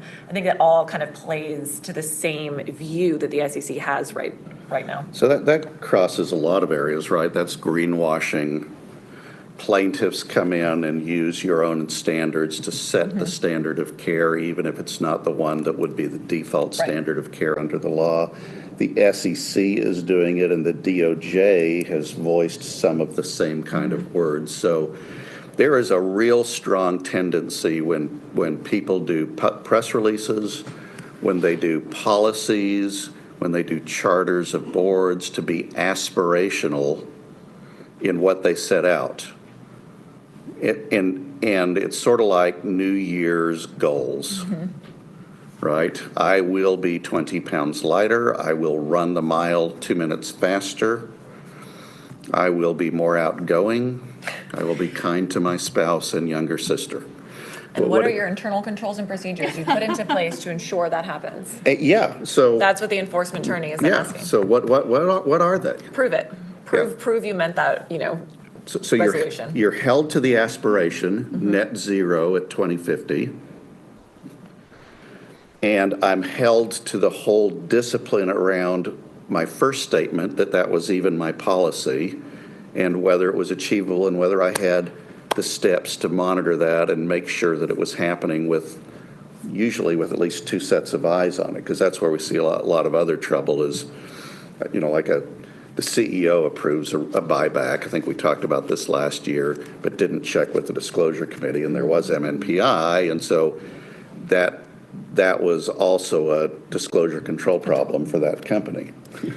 Oh, good. Just one point on the next slide. These are ones, they're just interesting to read about later. At least I think they are. Artemis found, these are examples of, cases Artemis found, and just particularly this collusion case. It's just interesting. It's 5 different Russian nationals who engaged in a, 3-year scheme that used 20 different brokerage accounts in Denmark, the UK, Cyprus, and Portugal, and generated profits of over $80 million, over 500 corporate earning announcements of different companies. That's just an example of something. In event-based SEC, investigations could never have found that. But that is an enormous amount of time and trading and money that they were able to find. It's just kind of a note of how this has evolved just in the last couple of years. And these people are all rotting in Max Security in Florence, Nebraska, is that right? No. No, they've never even been apprehended because they're in Russia. They're in Russia. But they committed fraud on the U.S. markets, and should they try to come into the U.S., not a whole lot will Good happen, news is they'll never be officers or directors of a U.S. publicly traded company. It's a really effective enforcement mechanism, Robert. That's right. Okay, you can go to the next one. All right, so Section 16 reporting issues. So September 27th, recently this year, this sweep of Section 16 violations were announced, and a lot of corporate secretaries got very nervous because who among us has not been late on a Form 4 once in our corporate lives? Typically, historically, we would, look at each other, say, do better next time, report it in our proxy under item 405, and generally fix it going into the future. This series of sweeps is a reminder to everyone that a violation is a violation, and one violation could be subject to enforcement action. Now, to be fair, this group of individuals and companies were frequent and repeated delinquent filers. It appears that the SEC's approach, particularly toward the individuals, was to say, if you missed filings, okay, if you also missed them in your Form 5, like that's your second chance, then you're free, you're open to enforcement. Every one of the individuals here not only missed Form 4s, but also missed the Form 5 catch-up to report delinquent transactions. Another observation of this sweep is that the SEC appears to be saying 2 things about Section 16. Number one, some of these individuals said, well, my company makes my filings for me. That is not an acceptable excuse. the individual is responsible for their own filings and responsible for monitoring the company and providing the company the information they need to make the filings. That's point number one. Point number two, however, is that the SEC also charged some of the companies, and these companies tended to have, I think, on the low end, between 60 and 150 missed filings. So again, repeated delinquencies. But they also held the companies accountable by saying, look, if you have undertaken to provide this service to your officers and directors, you are going to be subject to liability. And a lot of insider trading policies say, hey, we're telling you about your Section 16 obligations and this is your problem, but we'll help you make the filing. That's not good enough. You as the company could get pulled in to cases like this if you have undertaken to provide that service as well. It's kind of another example of setting a standard and then not meeting it. You don't have to provide that service, but if you've said that you are, then you can be charged with causing the individual's violation of Section 16. And most companies that provide it do it so that people won't violate Section 16. So it's particularly bad if you say we're doing it to help you not violate Section 16, and then they end up violating Section 16 because you don't do your job. So we used to say you didn't have much. A lot of policies around that have disclaimer about the liability of the company, but I think the short version here is that disclaimer is probably not going to get you very far. The thing that'll get you far is getting it right. And really, I mean, it is just a reminder that one violation, if the SEC does not bring enforcement action against you, it's at their discretion. You have broken the rule. You have broken the law. And so, again, they're using discretion here and they're going after repeat offenders, but just a reminder to everyone to update their pre-clearance policies and their programs. One of our guests has indicated that they were picked up in the SEC sweep that led to the enforcement actions. They had fewer than 60 reported delinquencies. Now, reported delinquencies, what does that mean? Well, every year in your proxy statement, or if you don't have a proxy in your 10K, you're supposed to disclose anybody who was late or didn't file something they should have filed. And by the way, some of the company enforcement action here was because the company's disclosures in that were also wrong. But a lot of people got caught up in the sweeps and ended up negotiating, going through a lot of pain and working to improve what they were doing with far fewer than the bigger numbers that you heard for the ones that actually ended up getting the public enforcement action. I also think it was maybe 60 delinquencies over a period of 5 years from 2017 to 2022. So annually, it may have been a much lower number. And also, it just shows there is significant discretion in the hands of enforcement. So while, looking at the specific facts, that doesn't mean it's sort of like getting pulled over for speeding. Just because sometimes it's, X amount over doesn't mean that a much lower amount over won't still get pulled over and get ticketed, because a lot of it's in the hands of the person who decides to pull you over. That's that's true with enforcement staff too. So if you value your freedom and your sleep, you don't want to be in a situation where anybody else has discretion over your freedom and monetary health and career.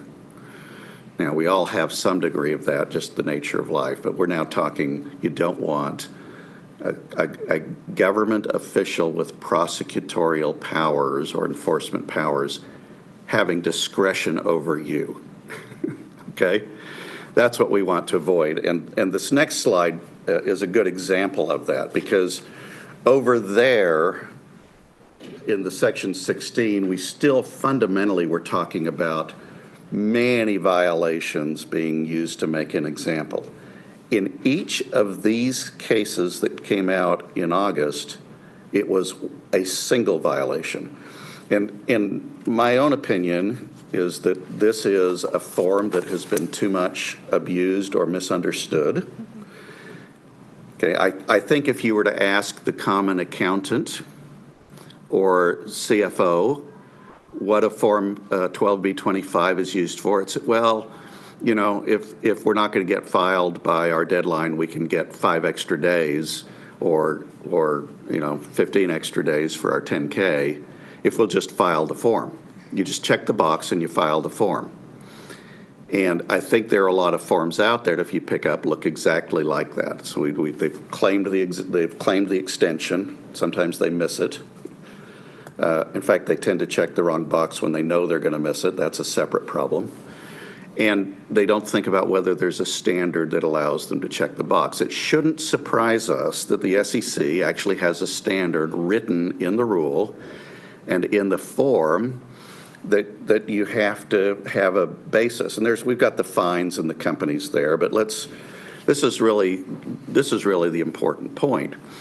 Okay, regardless of why you're going to be late, if you are late with a periodic report, you must file the Form 12b-25 no later than the day after. Now, I realize it's a little odd that after I'm late, I'm telling people I'm going to be late. Okay, but that's the rule.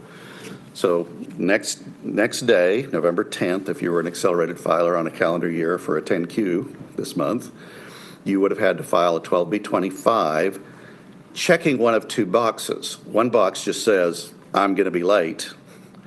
The other box says, I'm going to be late, but I'm claiming the right to the 5-day extension, and if I meet the 5-day extension, it's not deemed late, right? So I preserve my S3 eligibility.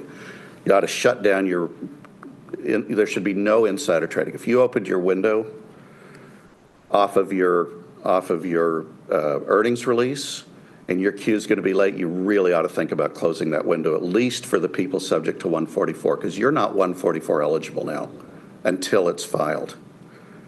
Okay, now if it's timely filed, then you were 144 eligible when you didn't know you were 144 eligible, so retroactively you're cured, but you're better off not trading until you really know you are. Okay, so there's a lot of little knock-on issues that come off on being late. But you have three areas that the SEC can look at and enforce. One is you have to be able to say that you could not have timely filed without unreasonable effort and expense. And by the way, if that's your outside auditor not completing their review, then the auditor has to sign a letter that goes with the form saying, yeah, that's right, they blamed me and I agree, okay? If they don't give you that letter, you better not be blaming them. But it's got to be reasonable. So you can't just say, well, I want to delay it a couple of days to coordinate it with some other event, even though I'm ready. Okay? That's a problem. Second, you've got to explain better about why you can't. You cannot withhold a material change in your period that you're reporting compared to the prior year period and say nothing. There's a box you have to check about whether or not there will be substantial changes from the prior year comparable period, and you're supposed to explain it quantitatively and qualitatively. And a lot of people just say, no change, and then they file and they've got a restatement. Well, that's a good scream out loud for the SEC to bring enforcement. In fact, you'll see in those 5 cases that these are people that had put it off because they were trying to do a financing needed to avoid a going concern. So they wanted that 5-day delay. And they didn't say, we're working to improve our financing in order to be able to receive a clean whatever. They just said nothing. Or they said, we're just working on some financing. Okay, and they didn't say, and the SEC calls this out, they did not say, here's how our quarter will change compared to the prior quarter.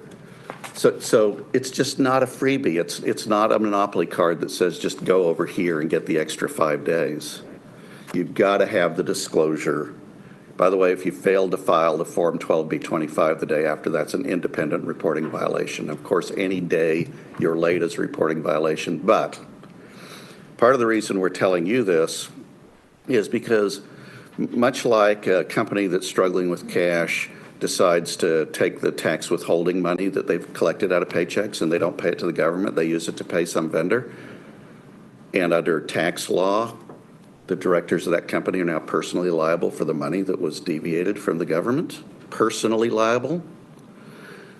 Willful violations of the securities laws are good ways to take company problems and turn them into personal problems.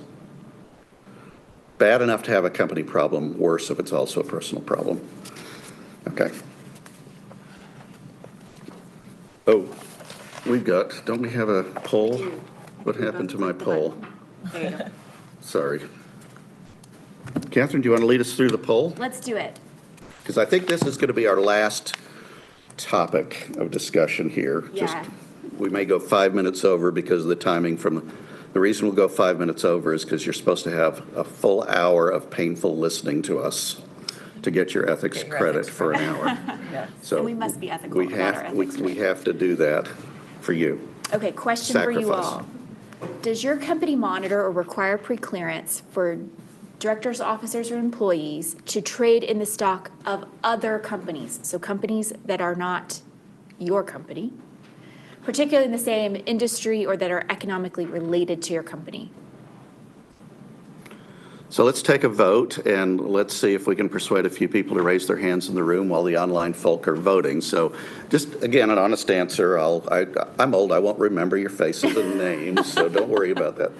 But those who, yes, your company specifically says don't trade in securities of our suppliers or customers or anybody in our comparable industry, something along that line, just raise your hand if. Get pre-clearance, yeah. Required. Well, you have to pre-clear in it Yeah. or don't trade in it, either one. Okay. We have no hands in the room, by the way. How about no's then? That must be a lot of people. Okay, how many of you have never read the policy or you've read it but you don't remember what it says? By the way, this is for lawyers too, because at least our lawyers have an insider trading policy here at the firm that requires pre-clearance in securities of any company. There's some listed exceptions like mutual funds and stuff. So every V&E lawyer in the room should be saying yes for A. So if you didn't know that, now you know that. Bob Denby can thank me later, our general counsel's office. Okay, or not applicable. What is our survey says? Survey says.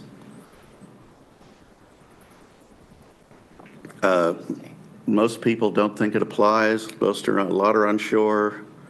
A lot are sure it's no, and only under 20% think it's a yes.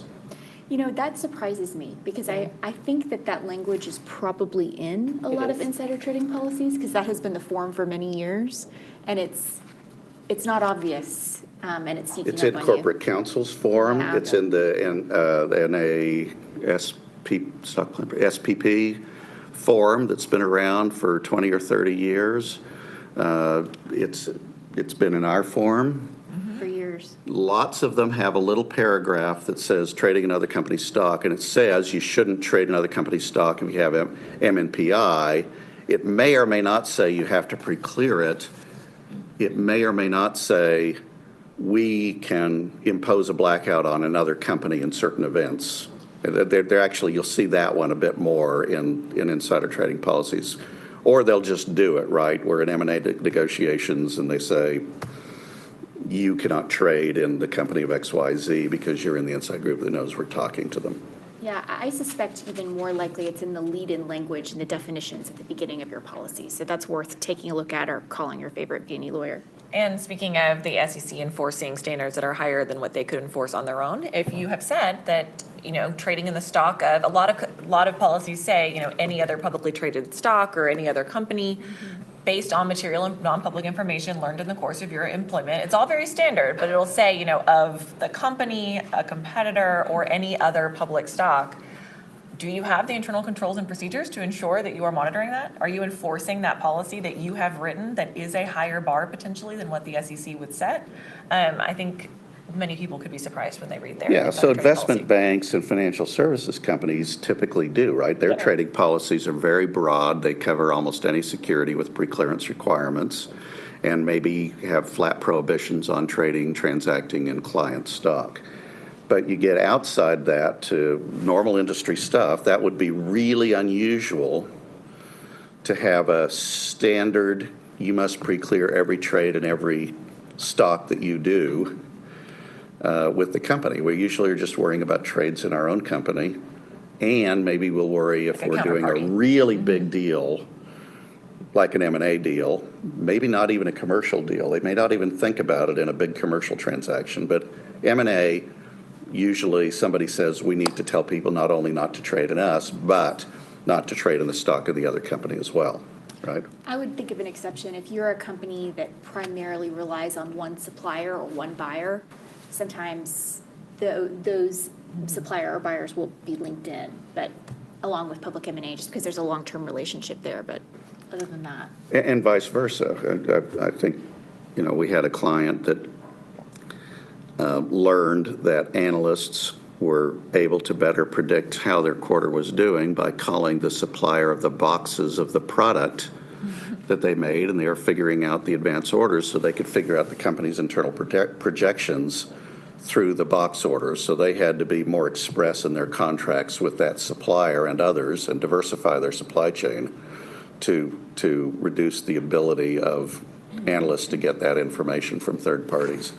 But anyway, why don't you tell us about Panawatt, the interesting, so this is scrolling all the way back to the start of our discussion and saying, okay, we all know that the first rule of insider trading is don't do it. That's Matt Levine's first law. Don't do it. But to not do it, you have to know what it is you're not supposed to do. Right? I mean, this is the kid who gets in trouble for breaking an unwritten rule of the house because they were never told it's the rule. Of course you shouldn't, eat your cookies in the living room in front of the TV the evening that you've got company coming over. Everyone should know that without being told.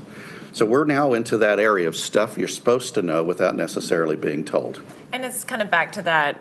Well, we'll get to that. So in Panawatt, which is such a fun case. So Panawatt was an employee at a company called Medivation. It's like a mid-cap, I think, pharmaceutical company. So it's a fairly small market. It's a tight market, not a lot of acquisition targets for a larger company. So that's the setup. Panawatt learns that Medivation his company is going to be acquired by, I believe it was Pfizer. A larger Can I object company. to the fact that we don't have enough diversity in these criminals and these insider traders? I keep hearing him and he. I just want to object. What a strange coincidence. Having been at the SEC for a long time, there is a bit of truth to that. So Panawatt learns that Medivation is going to be acquired by, I believe it was Pfizer, but it's a larger company.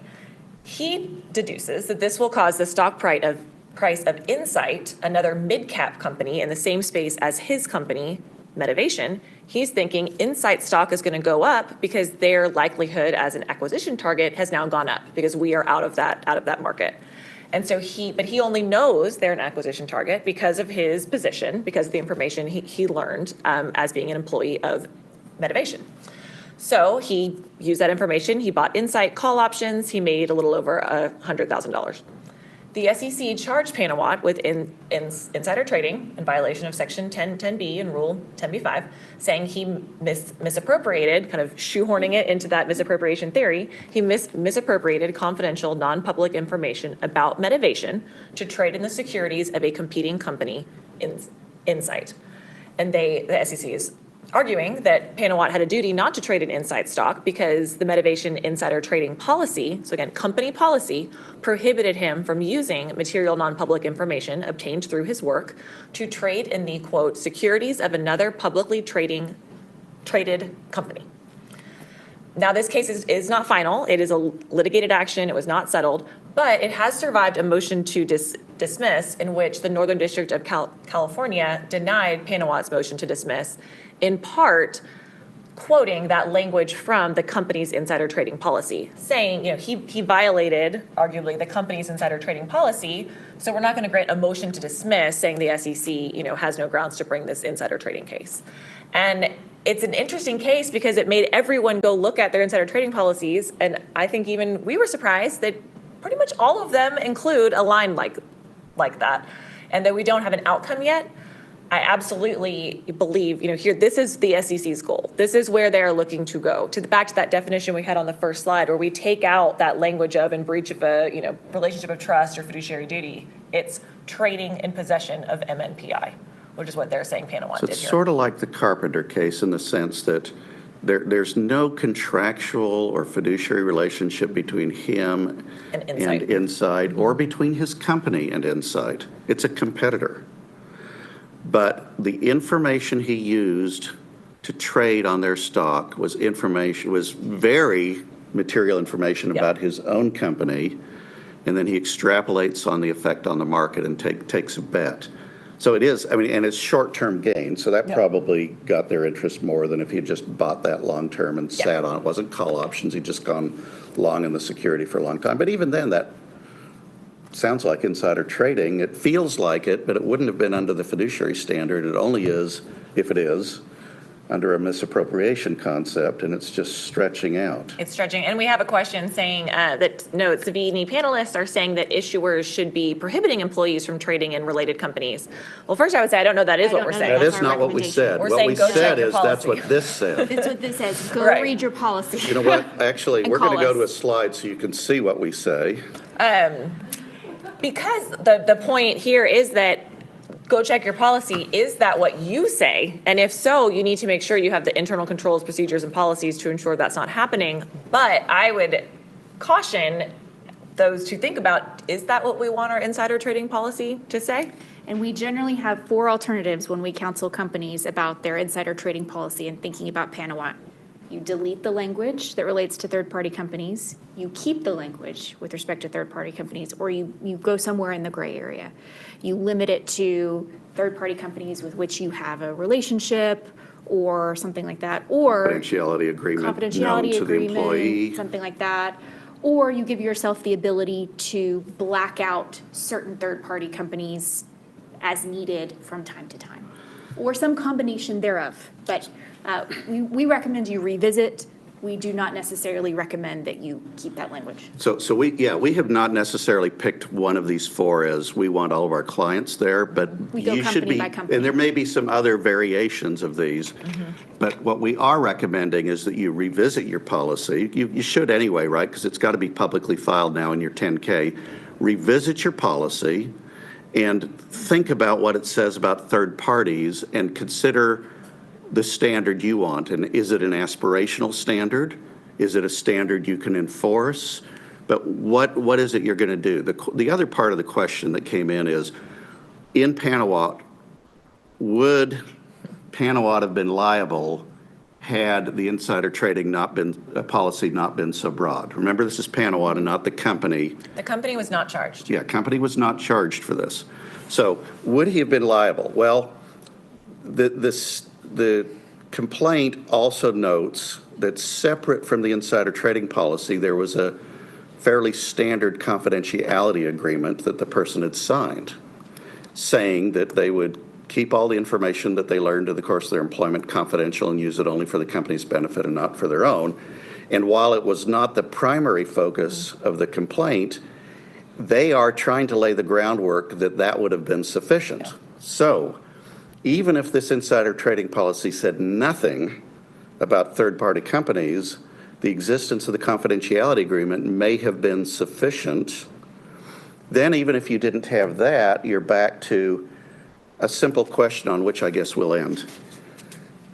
Chiarella, the United States Supreme Court, the divine absolute law of the land, when they speak, said, mere possession of material non-public information coupled with trading is not sufficient to constitute a violation of insider trading law. What is the SEC's view about what the law should be and what they want to litigate? Trading in the possession of material non-public information to your benefit is a violation of the law. Okay.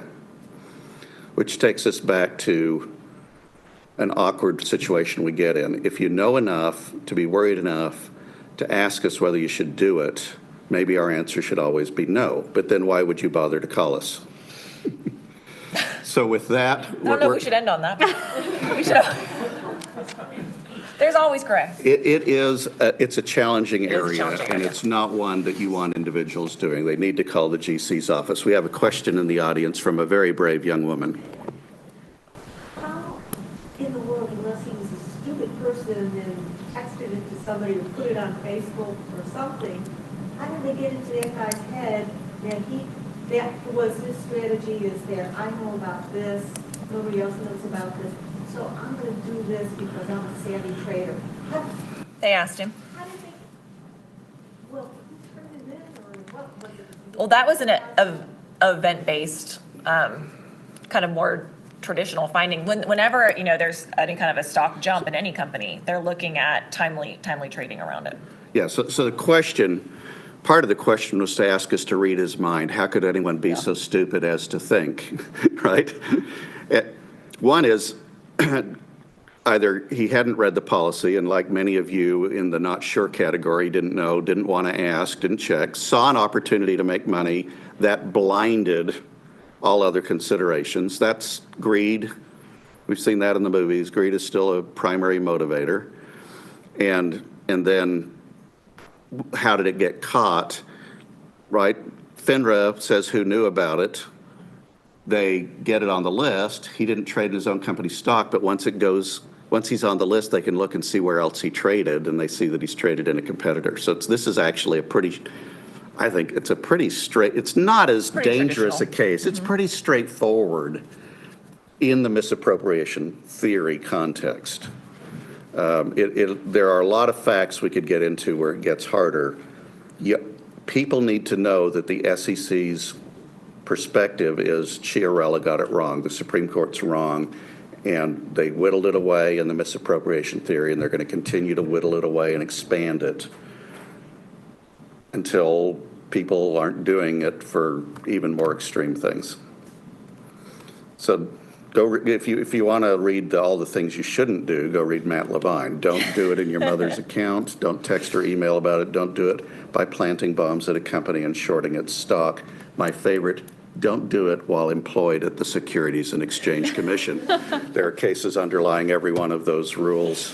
Thank you so much for your time. It's lunchtime. There will be a bonus session for natural gas processors, mineral resource or natural resource extraction issuers at 1. Please join us for that, or stay around for the lemonade during that time if you're not going to be in that. All righty, I think we're going to get started.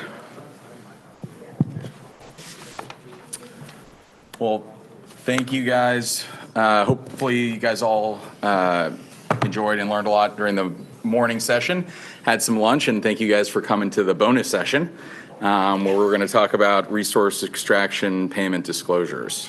Let's see, do we have those? Are these? Okay, awesome. So I'm Scott Rubinski. I spoke on an earlier panel. This is my partner, Mike Telley, both partners in the M&A Capital Markets Group here at V&E. So we're talking about resource extraction issuer payments. The new rules are going to require, in 2024, resource extraction issuers are going to start having to disclose payments to foreign governments and U.S. federal government for the purpose of the commercial development of oil, natural gas, and minerals. There was a long and winding road to how we got here, and we'll touch on some of that now, and then also get into the substance of the rules. Who is required? Who is a resource extraction issuer? What activities are covered? What payments are required to be disclosed? When do you have to disclose them? All that. So we'll get to all of that, but we'll start here with how did we get here? So Dodd-Frank was enacted in 2010, and in it, the SEC was directed to adopt rules requiring resource extraction issuers to disclose these payments to foreign and U.S. federal governments. The intent was to help combat global corruption in making resource extraction payments more transparent. The idea being that investors could see companies disclosing payments made, and they could more closely scrutinize them. Not just investors, but also nonprofits, anyone wanting to scrutinize or hold people accountable for payments made to in different foreign jurisdictions and to different governments. The initial rules, or the rules that are in place now, are the third iteration of the rule, and despite the fact that these are the effective rules and are going to have to start complying with them next year, they remain on the SEC's agenda for potential further review and amendments. So we'll go through the rules as they stand now, but they may be subject to even further change. So we will keep you guys posted as that develops. So as I mentioned, Dodd-Frank instructed the SEC to adopt these resource extraction rules. In 2012, the SEC adopted the first set of rules, but they were subsequently challenged in court, and the DC Circuit vacated those rules in 2012. Following the court striking the rule down in 2012, Oxfam in 2014 was upset that the SEC still had not adopted revised rules after having the 2012 rules thrown out, and they sued to have the SEC propose new rules that would comply. And then in 2016, the SEC adopted new rules. Those rules were also challenged successfully, this time by a joint resolution of Congress, and in 2017, those rules were thrown out. And then in 2020, the current rules were finally adopted, and those are what we have to live with now. The August 2012 rules were vacated really on two primary bases. They were sued. It was the DC Circuit who struck it down, and the two bases for striking it down were that they said that the SEC misread the statute to require public filing of payments disclosure to be made by issuers, so that they should have to even make disclosures of those payments. And then secondly, they said that that the failure to include an exemption for countries that prohibit those sorts of disclosures was arbitrary and capricious. And in light of that, they struck down those rules in July of 2013. The 2016 rules, as I mentioned, were struck down by Congress under the Congressional Review Act.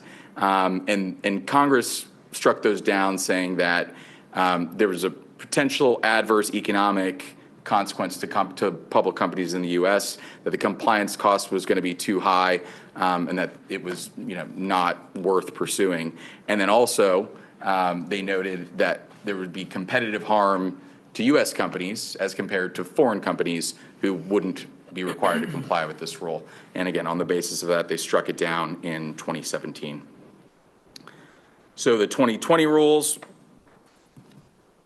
were ultimately adopted in 2020, effective now. The first time you're going to have to make a filing in respect to these rules is 270 days after the year end, your most recently completed fiscal year end.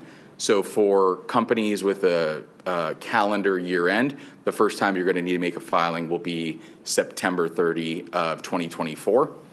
The filing is a Form SD, which is a specialized disclosure report, and we'll get into the details of what's going to need to be included. But that is going to be furnished, not filed, within 270 days, as I mentioned.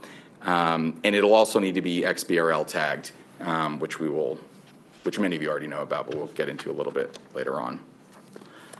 That's a high level of what's going to be required. Now, the real meat and substance of this is, who's covered, what payments need to be disclosed, et cetera. So what companies are covered by the new requirements? So first, if you're a public company in the U.S., you file annual reports on 10K, on 20F, or on 40F. You're engaged in the commercial development of oil, natural gas, and minerals, and we'll get into the details of what it means to be engaged in the commercial development of oil, natural gas, and minerals. It's broader than you might have otherwise thought, so we'll get into that a little bit. And if those two conditions are met, then you are a resource extraction issuer covered by the rules, and you'll need to consider what disclosures are going to be necessary. Okay. Thank you, Scott. I'm Mike Telley, a partner in the corporate section here at V&E.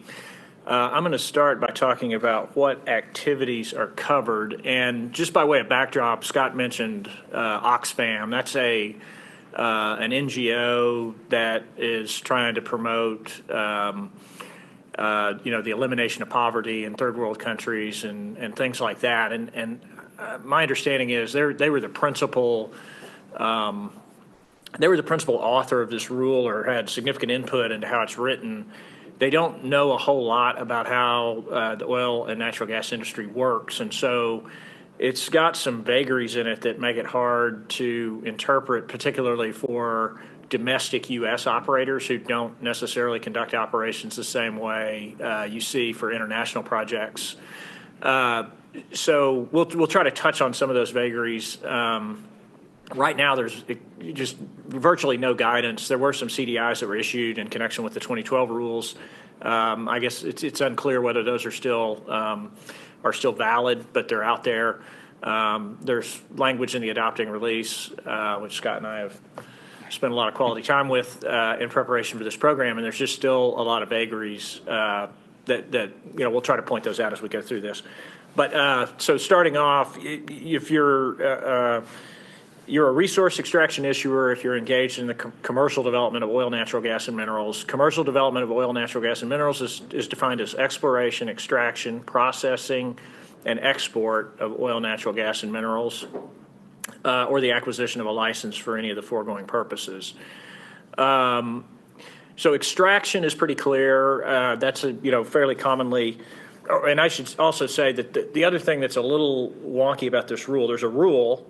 And the rule has some of the key exemptions in it, like you don't have to do this if you're a smaller reporting company. You don't have to do this if you're an emerging growth company. And then there's the form. And the form dictates what you have to disclose. And the form has a directive to disclose, and then it has some definitions, and then it has some instructions. And so you have to kind of read all this stuff together because they didn't really it's structurally not very consistent in the way everything's set up. You have to sort of read through everything to get the kind of the sum and substance of what you're obligated to do, and that's what we tried to do here. But fortunately, extraction is fairly clear cut. That's a definition in the rule. Export is also fairly clear cut. That's a definition in the rule, and it's defined as the movement of the resource across an international border by somebody that's got an ownership interest in the resource. Processing is a little more convoluted because it's the subject not of a definition but of an instruction that kind of rambles around through various things. But essentially, it also uses an including but not limited to. It says processing includes but it's not limited to midstream activities such as removing liquid hydrocarbons from gas, which I think is commonly thought of as just gas processing. And then it covers what I think of as treating, removing impurities from natural gas prior to transport. And then it covers upgrading bitumen or heavy oil and then it's got this qualifier after the comma that says through the earlier of the point at which oil, gas, or gas liquids are either sold to an unrelated third party or delivered to a main pipeline, common carrier, or marine terminal. And we think that latter clause may have some implications for kind of the U.S. midstream industry and whether or not it's subject to these rules or not. Okay, going to the next slide. What is not covered? And again, this is we've kind of put this together based on reading the rule as a whole, the definitions, instructions, and adopting release. I think it's abundantly clear that traditional oil field services are not covered. So if you're a drilling contractor, hydraulic fracturing company, things like that, you're not covered. Processing, as I mentioned a minute ago, taking the second clause under processing first. If you're doing processing of gas after it's been sold to an unrelated third party of the original resource extraction company, it should not constitute processing for purposes of the rule the way the instruction is drafted. It also says that it's not processing if you're performing that service after the gas has been delivered to the main pipeline or a common carrier or a marine terminal. So those are things to think about in the processing context. There's also an instruction that says that if you're just providing if you're just providing a service to somebody else who's an REI, you should not yourself be an REI. But it's a very helpful instruction, but there's not a lot of guidance around exactly what it means. Export, again, I think this one they did a better job with because they made it fairly clear that if you're just providing export services as a service for a fee, you're not a resource extraction issuer. If you're not covered if you don't have an ownership interest in the resource. And then the last one is downstream activities, refining or smelting. This one's pretty clearly excluded as well. So I think the real, the sum and substance of this is that OFS is pretty safe, downstream is pretty safe, upstream is clearly covered, and midstream, you really have to kind of look at how you're doing it, what your operational and commercial arrangements are to figure out whether you're covered or not. We'll talk about that in a little more detail. Scott? Okay. So we talked a little bit about who is a resource extraction issuer. We talked a little bit about what operations are covered or not. Now we'll get into what payments are covered. So like I said, the rule requires you to disclose payments made to foreign governments in the U.S. federal government. And let's see what some of those are. Taxes, royalties, fees, bonuses, production entitlements, dividends, infrastructure improvements, community responsibility payments, et cetera. There is a de minimis threshold, so if one or a series of payments is going to be less than $100,000, those can be exempt from this.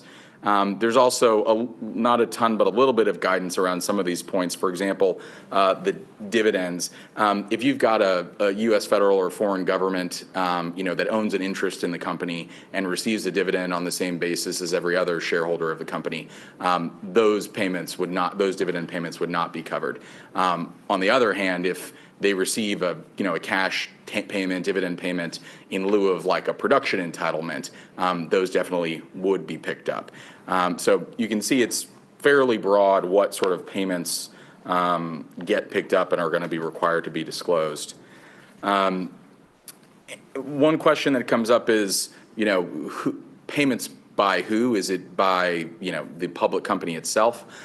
It is by the public company, but it also is by any entity that is directly or indirectly controlled by the resource extraction issuer. And for purposes of these rules, they look at basically GAAP or IFRS for foreign accounting companies that account under IFRS. And it's whether the entity or the subsidiary is consolidated in the financial statements. So if it's an entity that you guys consolidate that's making those payments, then those payments would need to be disclosed by the resource extraction issuer. Other questions that come up deal with joint venture arrangements. So the operator of a joint venture that makes payments on behalf of the joint venture is going to be required to disclose all of those payments. Someone who is an investor in the joint venture but not the operator is not required to disclose the payments or any reimbursements that they pay to the operator. So the operator is on the hook to disclose the full amount of the payments. If you have a non-operating JV interest where you reimburse the operator, not required to disclose that, not required to report those payments. Additionally, like we mentioned, service providers don't get picked up in this rule, even if they make payments on behalf of a resource extraction issuer, where a service provider is making that payment, sort of a facilitating payment on behalf of the resource extraction issuer. It's the resource extraction issuer that's going to be required to disclose that payment, not the service provider. And then lastly, it's a nuanced point, but from an accounting perspective, if you do have entities that you only proportionately consolidate, payments made by entities that are only proportionally consolidated would not need to be reported.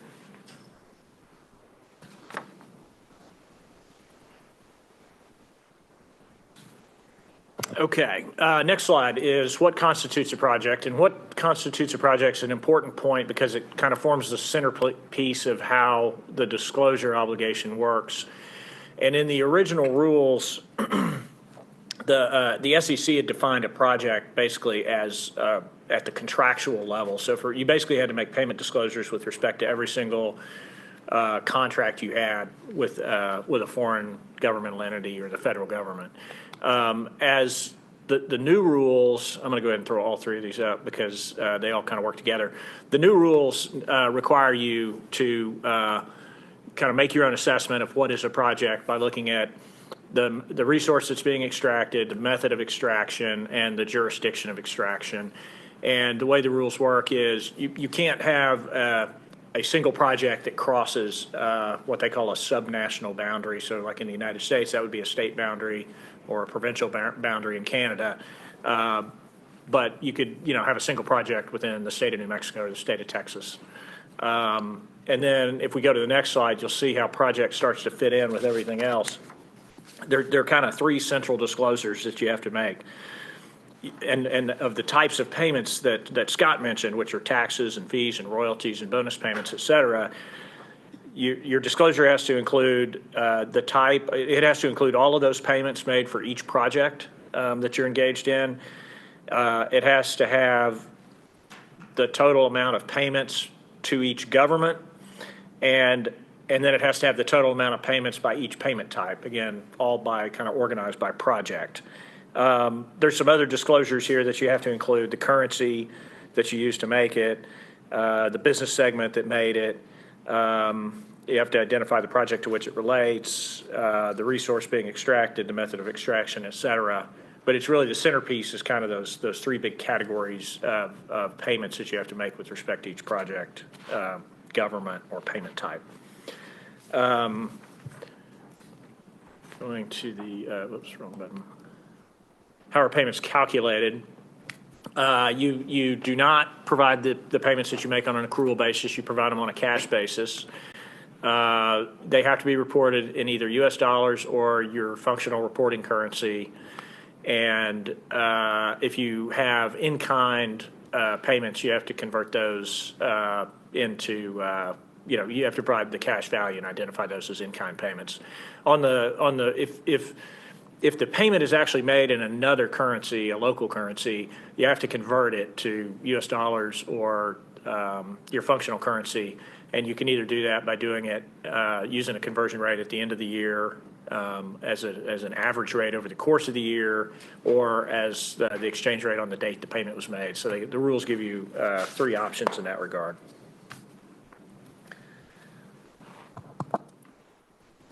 Alrighty, there are some important exemptions and transition periods to think about as you think about starting to kind of what you're going to have to start disclosing this year.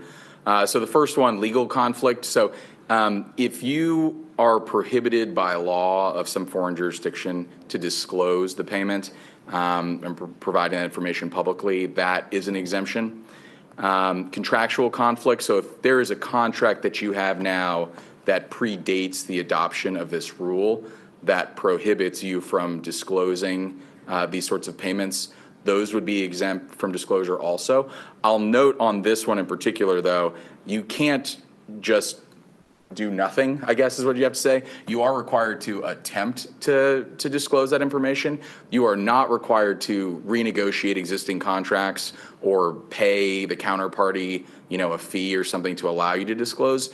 But they do expect you to ask whether you can disclose to see if there's a way to get that permission. So you will want to not do nothing. We'll get to that a little later on when we talk about what processes you should develop internally to get yourself in a position to disclose. But that's one thing to keep in mind is the contractual conflict exemption is not absolute. You do have to do a little bit of work to be able to use that. And the legal conflict as well, if local law prohibits it, you have to use reasonable efforts to avail yourself of whatever relief might be available. And then you have to describe your efforts. If you ultimately don't disclose as a result of local law in a particular country, you have to disclose what efforts you went to, and you actually have to provide a legal opinion from local counsel in that jurisdiction that you were prohibited from making the disclosure. Exploratory activities. So you're allowed, this is not an exemption, but a transitional period. So you're allowed to delay reporting payments made relating to exploratory activities until the fiscal year following the fiscal year in which you made the payment. So you're allowed to defer that a little bit. Similarly, for acquired entities, you're allowed to delay until you file your Form SD for the fiscal year following the effective date of an acquisition. So again, for exploratory activities, for acquired entities, not exempt from ever having to disclose them, but just allowed to delay when you disclose those payments. And then for IPO issuers, you're permitted to delay until a Form SD for the fiscal year immediately following the year in which the registration statement becomes effective or you go public. So these are a number of exemptions and transition periods just to keep in mind as you think about starting to comply.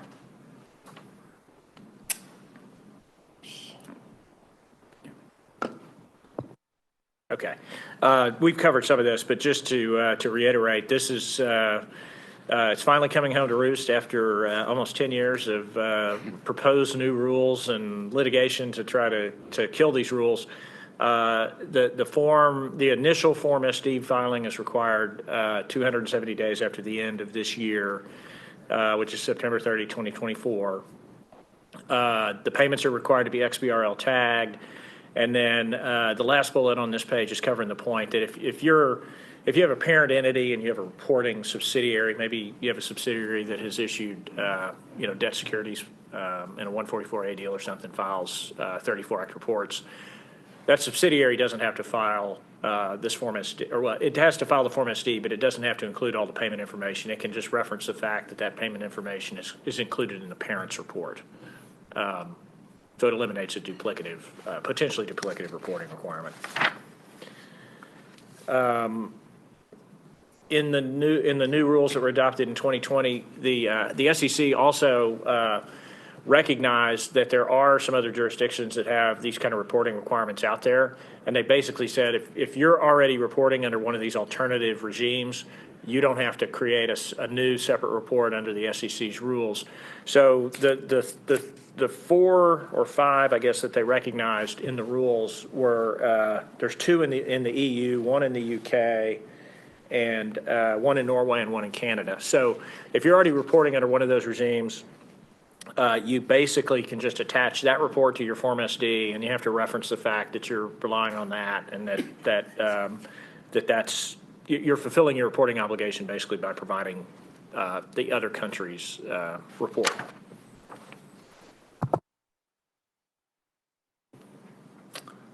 All right, so we talked about who's covered. We talked about what operations are covered or what activities, what payments get picked up, how you should think about subsidiaries and controlled entities. But now we're going to talk about just some practical implications. As you guys start to prepare for compliance, what should you be thinking about? What should you be doing? What should you be taking back and talking to your financial your accounting folks and things like that? So we're going to go through a few of those now. So first, determine the applicability of the rule to you. So are you a public company in the U.S.? Are you a resource extraction issuer? Are you involved in the commercial development of oil, gas, and minerals? Like Mike said, traditional upstream companies are almost certainly going to be covered. Midstream companies, depending on, we'll get to that a little bit more further later. We'll try to provide a little more color on that one. Yeah, but maybe traditional, services companies, likely not, things like that. So think about whether your company and your operations are of the type that would be picked up by the rule in the first place. Next, take the rules into account in contracting. So like I mentioned, there are exemptions from reporting if there are prohibitions under your existing contracts that existed before the new rules came into place. But contracts that were entered into after the new rule took effect are not entitled to those same exemptions. So you need to start thinking about when you are contracting, giving yourself flexibility in the contracts to disclose payments like these, because you won't be able to rely on that exemption for contracts that you enter into going forward. So think about, as you are contracting, talk to the right folks internally to make sure that those provisions are allowed for, or that you have some sort of further assurances clause. You're comfortable that you have further assurances clause that would allow you, even if it's not expressly provided for in the contract, to make disclosures about those payments, that you'd be allowed to still make those disclosures. Evaluate existing contracts, considering the rules. Like I said, while there are exemptions, you do need to do some work to be able to rely on those exemptions. So take a look at your existing contracts to determine whether they would prohibit you from disclosing these sorts of payments, and to the extent that they would, talk to counterparties and see if they will allow you to make disclosures nevertheless, in order to be able to get yourself in a position to either make the disclosure or rely on the exemption. Determine whether the disclosure violates foreign laws. Like we mentioned, if it would violate foreign law, there is an exemption, but again, there's work you need to do to try to get waivers, potentially legal opinions, things like that. So first step would be to determine whether you are prohibited by foreign law from making those disclosures, and then start thinking about what you would need to do to get comfortable relying on that exemption from disclosure. Next, assess the adequacy of your own data collection and reporting processes. You're going to need to understand, like Mike described, there's different, not only do you have to disclose certain types of payments, so you need to track actual payments being made to foreign governments and U.S. federal government. You also need to break them down by project, by method of extraction, things like that. And so you want to make sure that you have processes in place across whatever branches of your organization or lines of business or whatever, to make sure that you're tracking the right information that will ultimately need to be disclosed, and that the different groups in your organization are communicating with each other as you start putting those disclosures together. Oops. There we go. Assess communications risk and develop a communication strategy. Like we mentioned, I mean, the chief architect of this was Oxfam. It wasn't really, a government agency that cared so much about this. It was, a non-government organization. It was designed, not only to get these disclosures out there, but also to potentially hold companies, accountable, subject to scrutiny, potentially, public shaming, things like that. So to the extent disclosing payments in a foreign jurisdiction, things like that, might have negative IR, PR sort of implications to your company. Think about the communications risk associated with that. Do you want to disclose, more than the bare minimum? Do you want to be prepared to, talk to, PR firms or investment IR professionals just to manage messaging to the extent you do get pushback or blowback from having disclosed some of these payments? And then just assess other business risks, letting people know with more granularity where your operations are, payments made to certain foreign governments, things like that. Does it put you at competitive harm in that area, doing business in that area? If you're a public company that has to report these payments versus a private company that wouldn't have to report them, does that put you at a competitive disadvantage? Just thinking through things like that.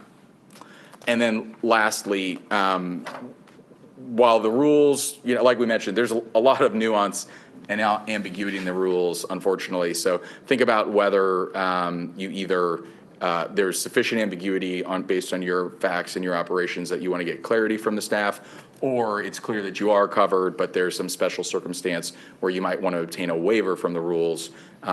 There is a process to get exemptive relief from the SEC, and so consider whether there's anything you might want to get clarity on or exemptive relief on.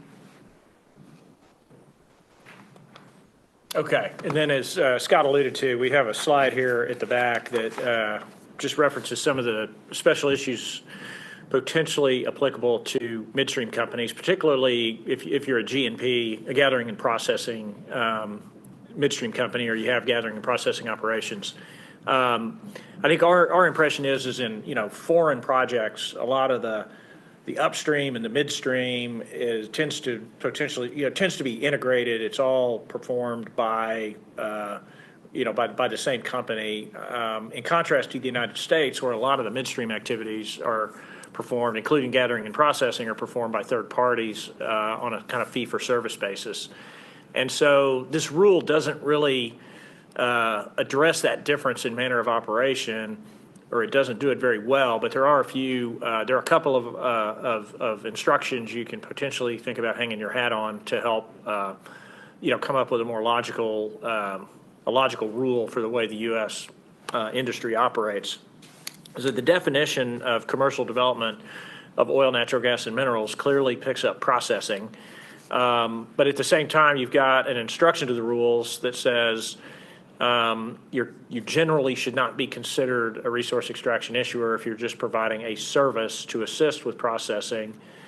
And then there's also the instructions that explain that once the gas is past the point of once the gas has entered a main pipeline or a common carrier pipeline, or once it's been sold to an unrelated third party, any processing that occurs after that point in time should not be reportable processing for purposes of the rule.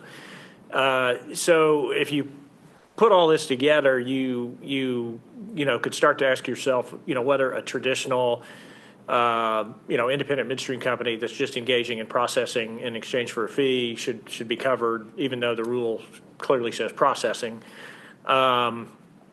You could also, if the commercial and operational arrangements for a processing operation were such that you're receiving the gas after it's been sold from the original E&P company, you're probably not or potentially not engaging in processing in the way that the rule picks up. And then the last bullet, if you, and again, some of these terms are not defined. For example, I think we probably know what a common carrier is just from looking at regulatory lore at the FERC and state PUC level. I'm not sure what a main pipeline is, but if you could conclude that you're a processor, but you've received the gas after it was placed into a main pipeline or a common carrier, then it also shouldn't constitute processing for purposes of the rule, or may not constitute processing. Again, there's no interpretive guidance on any of this. And it's really sort of a compilation of reading the instructions and the definitions to sort of come up with, a potentially workable construct. And I think that that concludes our presentation, unless anybody has questions, either in the room or online.